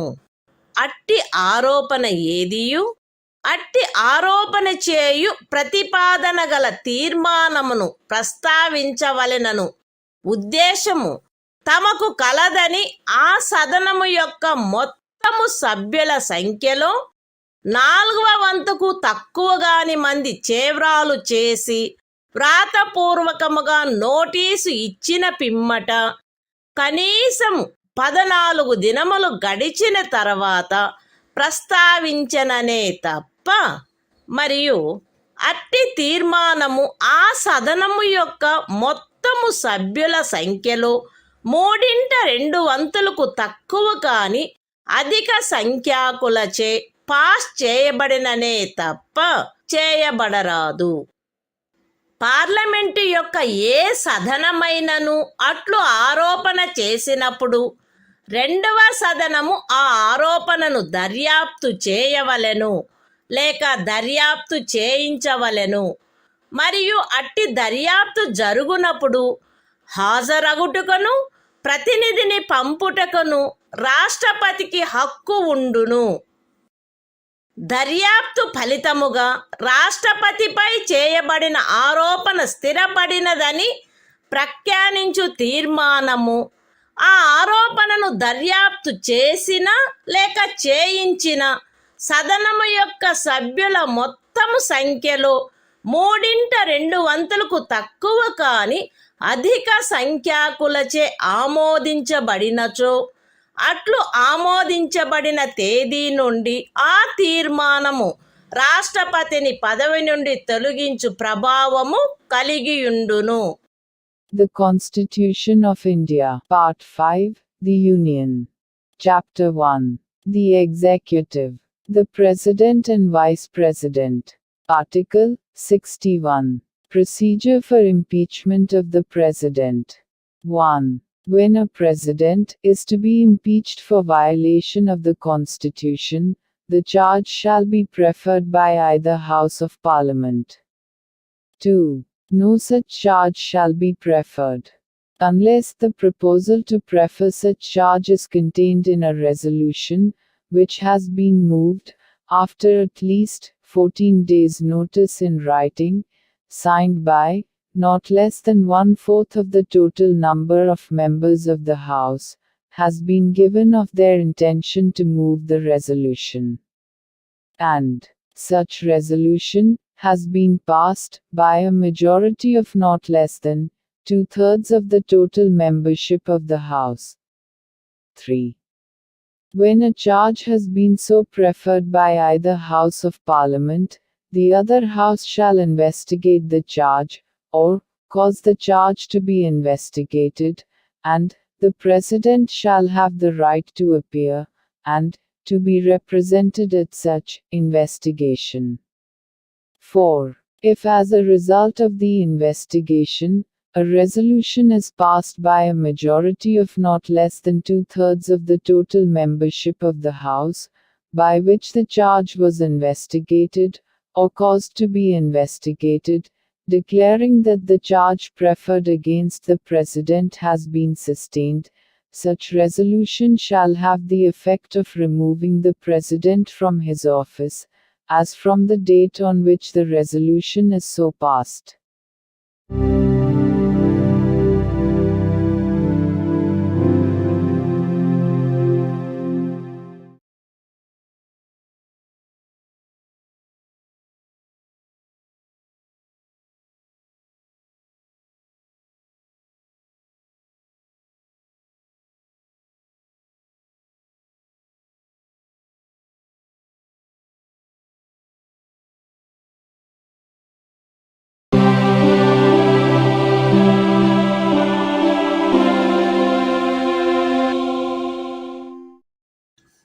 భారత సంవిధానము భాగము 5 సంఘము అధ్యాయము 1 కార్యపాలక వర్గము రాష్ట్రపతి మరియు ఉపరాష్ట్రపతి ఆర్టికల్ 62 రాష్ట్రపతి పదవి ఖాళీ అయినప్పుడు దానిని పూరించుటకు ఎన్నిక జరపవలసిన కాలము మరియు ఆకస్మికముగా ఏర్పడిన ఖాళీని పూరించుటకు ఎన్నుకొనబడు వ్యక్తి యొక్క పదావధి రాష్ట్రపతి యొక్క పదావధి ముగియుటచే ఏర్పడు ఖాళీని పూరించుటకు జరగవలసిన ఎన్నిక ఆ పదావధి ముగియుటకు పూర్వమే పూర్తి చేయబడవలెను.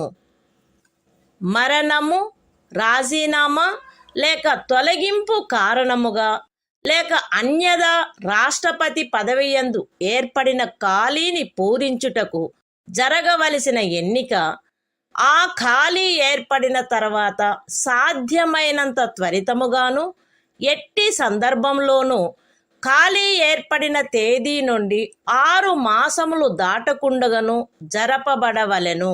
మరియు ఆ ఖాళీని పూరించుటకు ఎన్నుకొనబడిన వ్యక్తి 56వ అనుచ్ఛేదము యొక్క నిబంధనలకు అత్యధీనమై తాను పదవిలో ప్రవేశించిన తేదీ నుండి 5 సంవత్సరముల సంపూర్ణ కాలావధి వరకు పదవియందుండుటకు హక్కు కలిగియుండును. The Constitution of India, Part 5, The Union. Chapter 1. The Executive. The President and Vice President. Article 62. Time of holding election to fill vacancy in the office of President.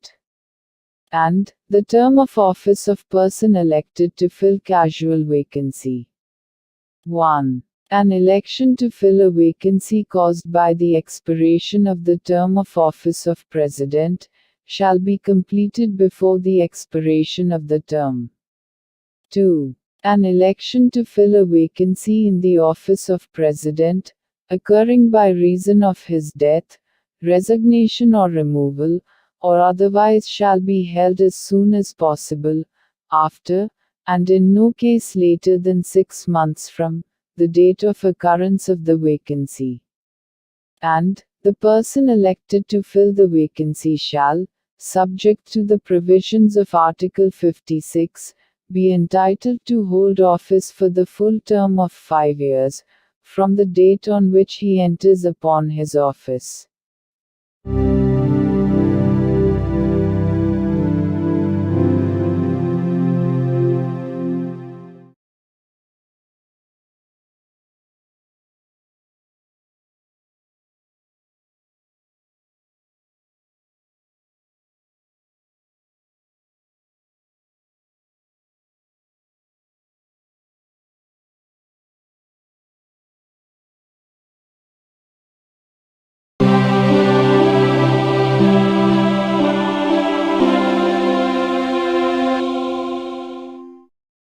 భారత సంవిధానము భాగము 5 సంఘము అధ్యాయము 1 కార్యపాలక వర్గము రాష్ట్రపతి మరియు ఉపరాష్ట్రపతి ఆర్టికల్ 63 భారత ఉపరాష్ట్రపతి భారతదేశమునకు ఒక ఉపరాష్ట్రపతి ఉండవలెను. The Constitution of India, Part 5, The Union. Chapter 1. The Executive. The President and Vice President. Article 63. The Vice President of India. There shall be a Vice President of India.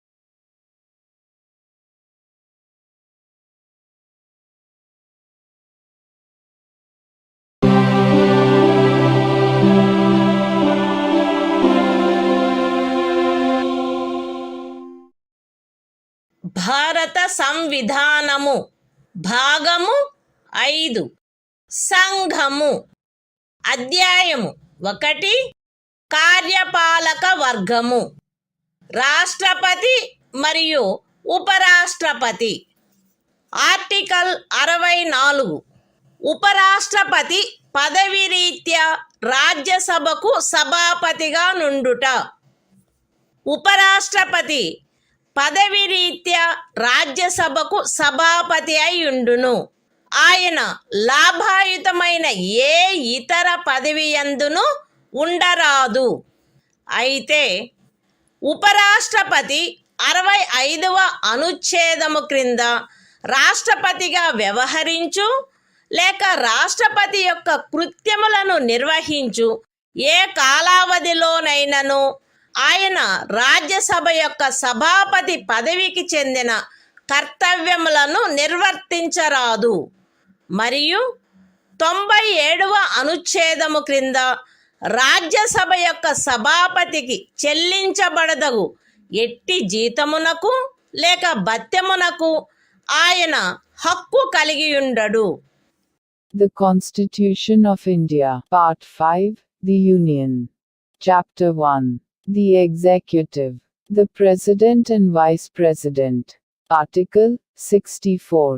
The Vice President, to be, ex officio Chairman of the Council of States. The Vice President shall be, ex officio Chairman of the Council of the States, and shall not hold any other office of profit, provided that, during any period, when the Vice President acts as President, or discharges the functions of the President under Article 65, he shall not perform the duties of the office of Chairman of the Council of States, and shall not be entitled to any salary, or allowance payable to the Chairman of the Council of States, under Article 97.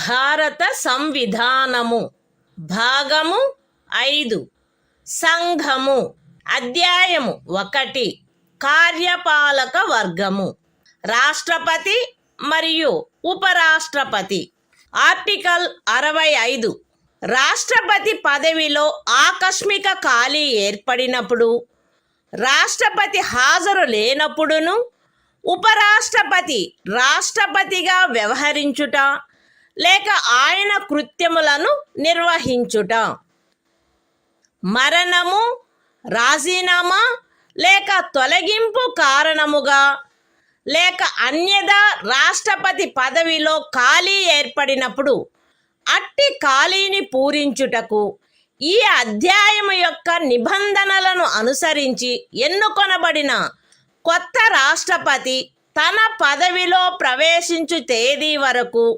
ఉపరాష్ట్రపతి రాష్ట్రపతిగా వ్యవహరించవలెను. రాష్ట్రపతి హాజరులో లేకుండుట, అస్వస్థత లేక మరేదేని కారణము వలన తన కృత్యములను నిర్వహించజాలని ఎడల ఆయన తన కర్తవ్యములను తిరిగి చేపట్టు తేదీ వరకు ఉపరాష్ట్రపతి రాష్ట్రపతి కృత్యములను నిర్వహించవలెను. ఉపరాష్ట్రపతి అట్లు రాష్ట్రపతిగా వ్యవహరించు లేక రాష్ట్రపతి యొక్క కృత్యములను నిర్వహించు కాలావధిలోనూ ఆ కాలావధికి సంబంధించి రాష్ట్రపతికి గల సర్వాధికారములను ఉన్ముక్తతాధికారములను కలిగియుండును. పార్లమెంటు శాసనము ద్వారా నిర్ధారణ చేయు ఉపలబ్ధులకు, భత్యములకు మరియు విశేషాధికారములకు మరియు అట్లు నిబంధన చేయబడు వరకు 2వ అనుసూచిలో నిర్దిష్టపరచబడిన ఉపలబ్ధులకు, భత్యములకు మరియు విశేషాధికారములకు ఆయన హక్కు కలిగియుండును. The Constitution of India, Part 5, The Union. Chapter 1. The Executive. The President and Vice President. Article 65. The Vice President, to act as President, or to discharge his functions, during casual vacancies in the office, or during the absence of President. 1. In the event of the occurrence of any vacancy in the office of the President, by reason of his death, resignation, or removal, or otherwise, the Vice President shall act as President, until the date on which a new President, elected, in accordance with the provisions of this chapter, to fill such vacancy, enters upon his office.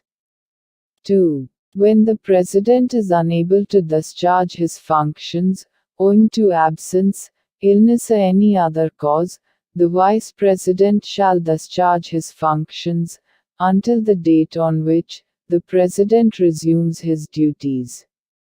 3. The Vice President shall, during, and in respect of, the period while he is so acting as, or discharging the functions of President, have all the powers and immunities of the President, and be entitled to such emoluments, allowances and privileges, as may be determined by Parliament, by law.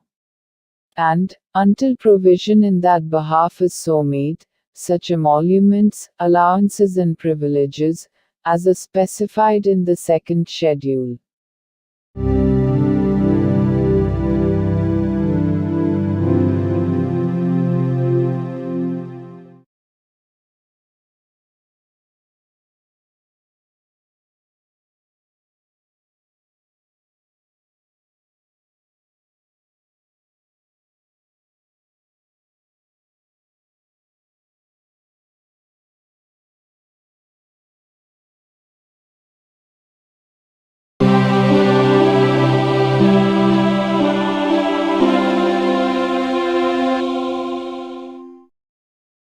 భారత సంవిధానము భాగము 5 సంఘము అధ్యాయము 1 కార్యపాలక వర్గము రాష్ట్రపతి మరియు ఉపరాష్ట్రపతి. Article 66 ఉపరాష్ట్రపతి ఎన్నిక. ఉపరాష్ట్రపతి పార్లమెంటు ఉభయ సదనముల సభ్యులతో కూడిన నిర్వాచక గణము యొక్క సభ్యులచే ఏకల అంతరణీయ ఓటు ద్వారా అనుపాతిక ప్రాతినిధ్య పద్ధతిని అనుసరించి ఎన్నుకొనబడవలెను మరియు అట్టి ఎన్నికలలో ఓటింగు రహస్యపు బ్యాలెట్ పద్ధతిని జరగవలెను. ఉపరాష్ట్రపతి పార్లమెంటు యొక్క లేక ఏదేని రాజ్య శాసన మండలి యొక్క ఏ సదనములో గాని సభ్యుడుగా ఉండరాదు మరియు పార్లమెంటు యొక్క లేక ఏదేని రాజ్య శాసన మండలి యొక్క ఏ సదనములోని సభ్యుడైనను ఉపరాష్ట్రపతిగా ఎన్నుకోబడినచో ఆయన ఉపరాష్ట్రపతి పదవిలో ప్రవేశించిన తేదీ నుండి ఆ సదనములోని తన స్థానమును ఖాళీ చేసినట్లు భావించబడవలెను. ఏ వ్యక్తి గాని ఆయన భారతదేశ పౌరుడై ఉన్ననే తప్ప ఆయనకు 35 సంవత్సరముల వయస్సు పూర్తి అయిననే తప్ప మరియు ఆయన రాజ్యసభ సభ్యుడిగా ఎన్నుకొనబడుటకు అర్హుడై ఉన్ననే తప్ప ఉపరాష్ట్రపతిగా ఎన్నుకొనబడుటకు పాత్రుడు కాడు. ఏ వ్యక్తి అయినను భారత ప్రభుత్వము క్రింద గాని ఏదేని రాజ్య ప్రభుత్వము కింద గాని సదరు ప్రభుత్వములలో దేని యొక్క నియంత్రణకైనను అధ్యధీనమయ్యున్న ఏదేని స్థానిక లేక ఇతర ప్రాధికారి క్రింద గాని లాభాయుతమైన ఏదేని పదవి ఎందున్నచో ఆ వ్యక్తి ఉపరాష్ట్రపతిగా ఎన్నుకొనబడుటకు పాత్రుడు కాడు. విశదీకరణ: ఈ అనుచ్ఛేదపు నిమిత్తము ఎవరేని వ్యక్తి సంఘము యొక్క రాష్ట్రపతిగా లేక ఉపరాష్ట్రపతిగా లేక ఏదేని రాజ్యము యొక్క గవర్నరుగా లేక సంఘము యొక్క లేక ఏదేని రాజ్యము యొక్క మంత్రిగా ఉన్న కారణమును బట్టి మాత్రమే లాభాయుతమైన పదవి ఎందున్నట్లు భావించరాదు. The Constitution of India, Part 5, The Union. Chapter 1. The Executive. The President and Vice President. Article 66. Election of Vice President. 1. The Vice President shall be elected by the members of an electoral college, consisting of the members of both Houses of Parliament, in accordance with the system of proportional representation, by means of the single transferable vote, and the voting at such election shall be by secret ballot. 2. The Vice President shall not be a member of either House of Parliament or of a House of the Legislature of any state. And, if a member of either House of Parliament or of a House of the Legislature of any state be elected Vice President, he shall be deemed to have vacated his seat in that House, on the date on which he enters upon his office, as Vice President. 3. No person shall be eligible for election as Vice President, unless he is a citizen of India. B. Has completed the age of 35 years, and C. Is qualified for election as a member of the Council of States. 4. A person shall not be eligible for election as Vice President if he holds any office of profit under the Government of India, or the Government of any state, or under any local or other authority, subject to the control of any of the said governments. Explanation. For the purposes of this article, a person shall not be deemed to hold any office of profit, by reason only that he is the President or Vice President of the Union, or the Governor of any state, or is a minister either for the Union, or for any state.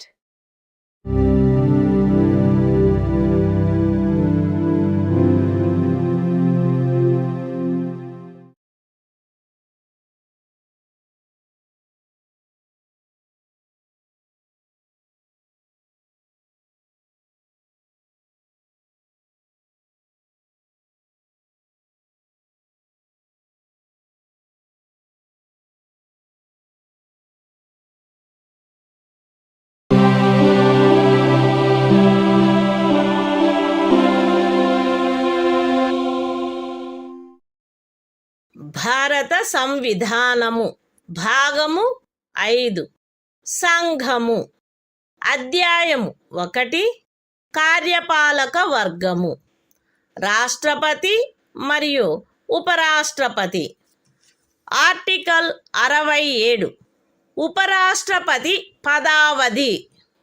ఉపరాష్ట్రపతి తన పదవిలో ప్రవేశించిన తేదీ నుండి 5 సంవత్సరముల కాలావధి వరకు పదవి యందుండును. అయితే ఉపరాష్ట్రపతి తన చేవ్రాలుతో రాష్ట్రపతికి లేఖ వ్రాయుట ద్వారా తన పదవికి రాజీనామా ఇవ్వవచ్చును. ఉపరాష్ట్రపతి రాజ్యసభలో అప్పుడు సభ్యులుగానున్న వారందరిలో అధిక సంఖ్యాకులచే ఆమోదించబడి లోక్సభచే అంగీకరించబడిన తీర్మానము ద్వారా పదవి నుండి తొలగించబడవచ్చును. కానీ ఈ ఖండము నిమిత్తము తీర్మానమేదియు దానిని ప్రస్తావించవలెనను ఉద్దేశము కలదను నోటీసు ఇచ్చి కనీసము 14 దినములు గడిచిననే తప్ప ప్రస్తావించబడరాదు. ఉపరాష్ట్రపతి తన పదావధి ముగిసినప్పటికీ తన ఉత్తరాధికారి ఆ పదవిలో ప్రవేశించు వరకు పదవిలో కొనసాగవలెను. The Constitution of India, Part 5, The Union. Chapter 1. The Executive. The President and Vice President. Article 67. Term of office of Vice President. The Vice President shall hold office for a term of 5 years from the date on which he enters upon his office, provided that a. A Vice President may, by writing under his hand addressed to the President, resign his office. b. A Vice President may be removed from his office by a resolution of the Council of States, passed by a majority of all the then members of the Council and agreed to by the House of the People. But no resolution for the purpose of this clause shall be moved, unless at least 14 days' notice has been given of the intention to move the resolution. c. A Vice President shall, notwithstanding the expiration of his term, continue to hold office until his successor enters upon his office.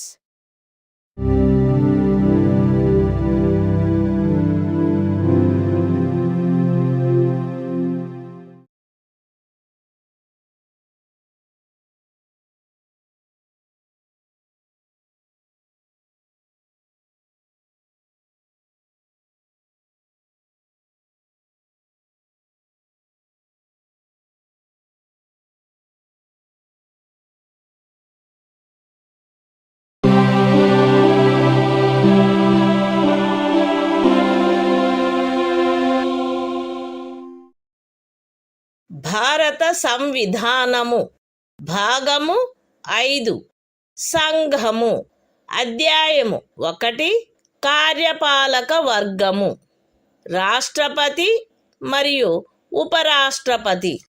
Article 68 ఉపరాష్ట్రపతి పదవి ఖాళీ అయినప్పుడు దానిని పూరించుటకు ఎన్నిక జరపవలసిన కాలము మరియు ఆకస్మికముగా ఏర్పడిన ఖాళీని పూరించుటకు ఎన్నుకొనబడు వ్యక్తి యొక్క పదావధి. ఉపరాష్ట్రపతి యొక్క పదావధి ముగియుటచే ఏర్పడు ఖాళీని పూరించుటకు జరగవలసిన ఎన్నిక ఆ పదావధి ముగియుటకు పూర్వమే పూర్తి చేయబడవలెను. మరణము, రాజీనామా లేక తొలగింపు కారణముగా లేక అన్యథా ఉపరాష్ట్రపతి పదవియందు ఏర్పడిన ఖాళీని పూరించుటకు జరపవలసిన ఎన్నిక ఆ ఖాళీ ఏర్పడిన తరువాత సాధ్యమైనంత త్వరితముగా జరపబడవలెను మరియు ఆ ఖాళీని పూరించుటకు ఎన్నుకొనబడిన వ్యక్తి 67వ అనుచ్ఛేదము యొక్క నిబంధనలకు అత్యధీనమై తాను పదవిలో ప్రవేశించిన తేదీ నుండి 5 సంవత్సరముల సంపూర్ణ కాలావధి వరకు పదవి యందుండుటకు హక్కు కలిగియుండును. The Constitution of India, Part 5, The Union. Chapter 1. The Executive. The President and Vice President. Article 68. Time of holding election to fill vacancy, in the office of Vice President. And the term of office of person elected to fill, casual vacancy. 1. An election, to fill a vacancy, caused by the expiration of the term of office of Vice President, shall be completed before the expiration of the term. 2. An election, to fill a vacancy, in the office of Vice President, occurring by reason of his death, resignation or removal, or otherwise shall be, held as soon as possible after the occurrence of the vacancy. And the person elected, to fill the vacancy shall, subject to the provisions of Article 67, be entitled to hold office, for the full term of 5 years, from the date on which he enters upon his office.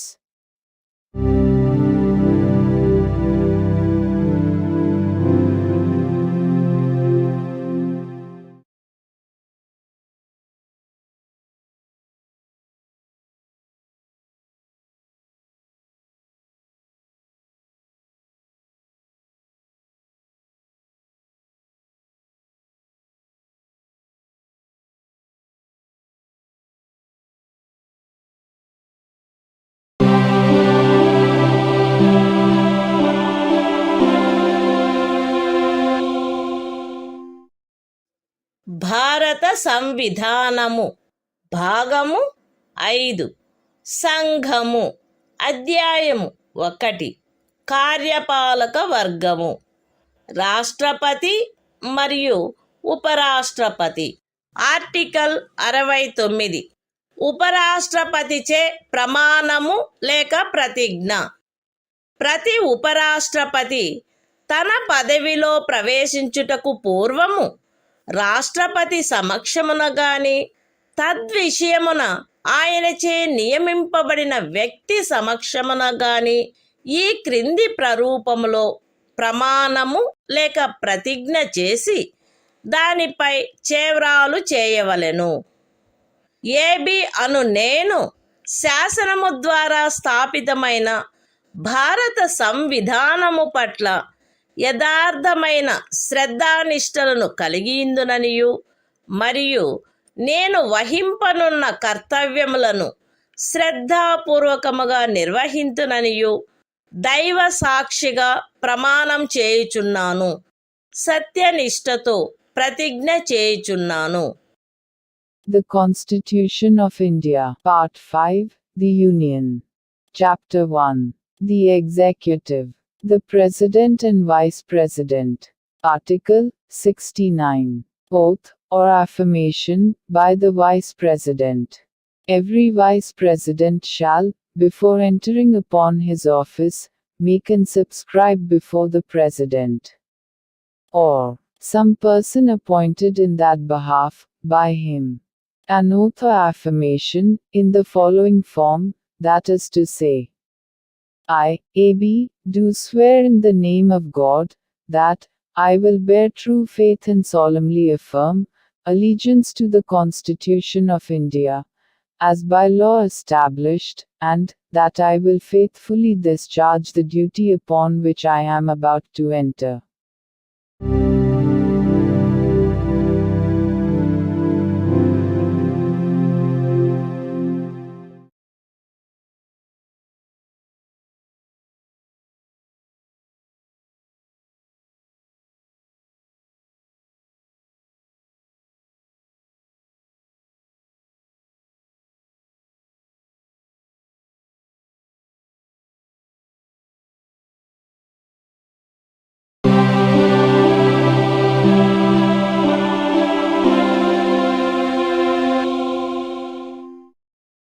భారత సంవిధానము భాగము 5 సంఘము అధ్యాయము 1 కార్యపాలక వర్గము రాష్ట్రపతి మరియు ఉపరాష్ట్రపతి. Article 70 ఇతర యాదృచ్ఛిక పరిస్థితులలో రాష్ట్రపతి యొక్క కృత్యములు. ఈ అధ్యాయములో నిబంధించబడని ఎట్టి యాదృచ్ఛిక పరిస్థితిలోనైనను రాష్ట్రపతి యొక్క కృత్యములను నిర్వహించుటకు పార్లమెంటు తాను సబబని తలచు నిబంధన చేయవచ్చును. The Constitution of India. Part 5. The Union. Chapter 1. The Executive. The President and Vice President. Article 70. Discharge of President's functions in other contingencies. Parliament may make such provision, as it thinks fit, for the discharge of the functions of the President, in any contingency, not provided for in this chapter.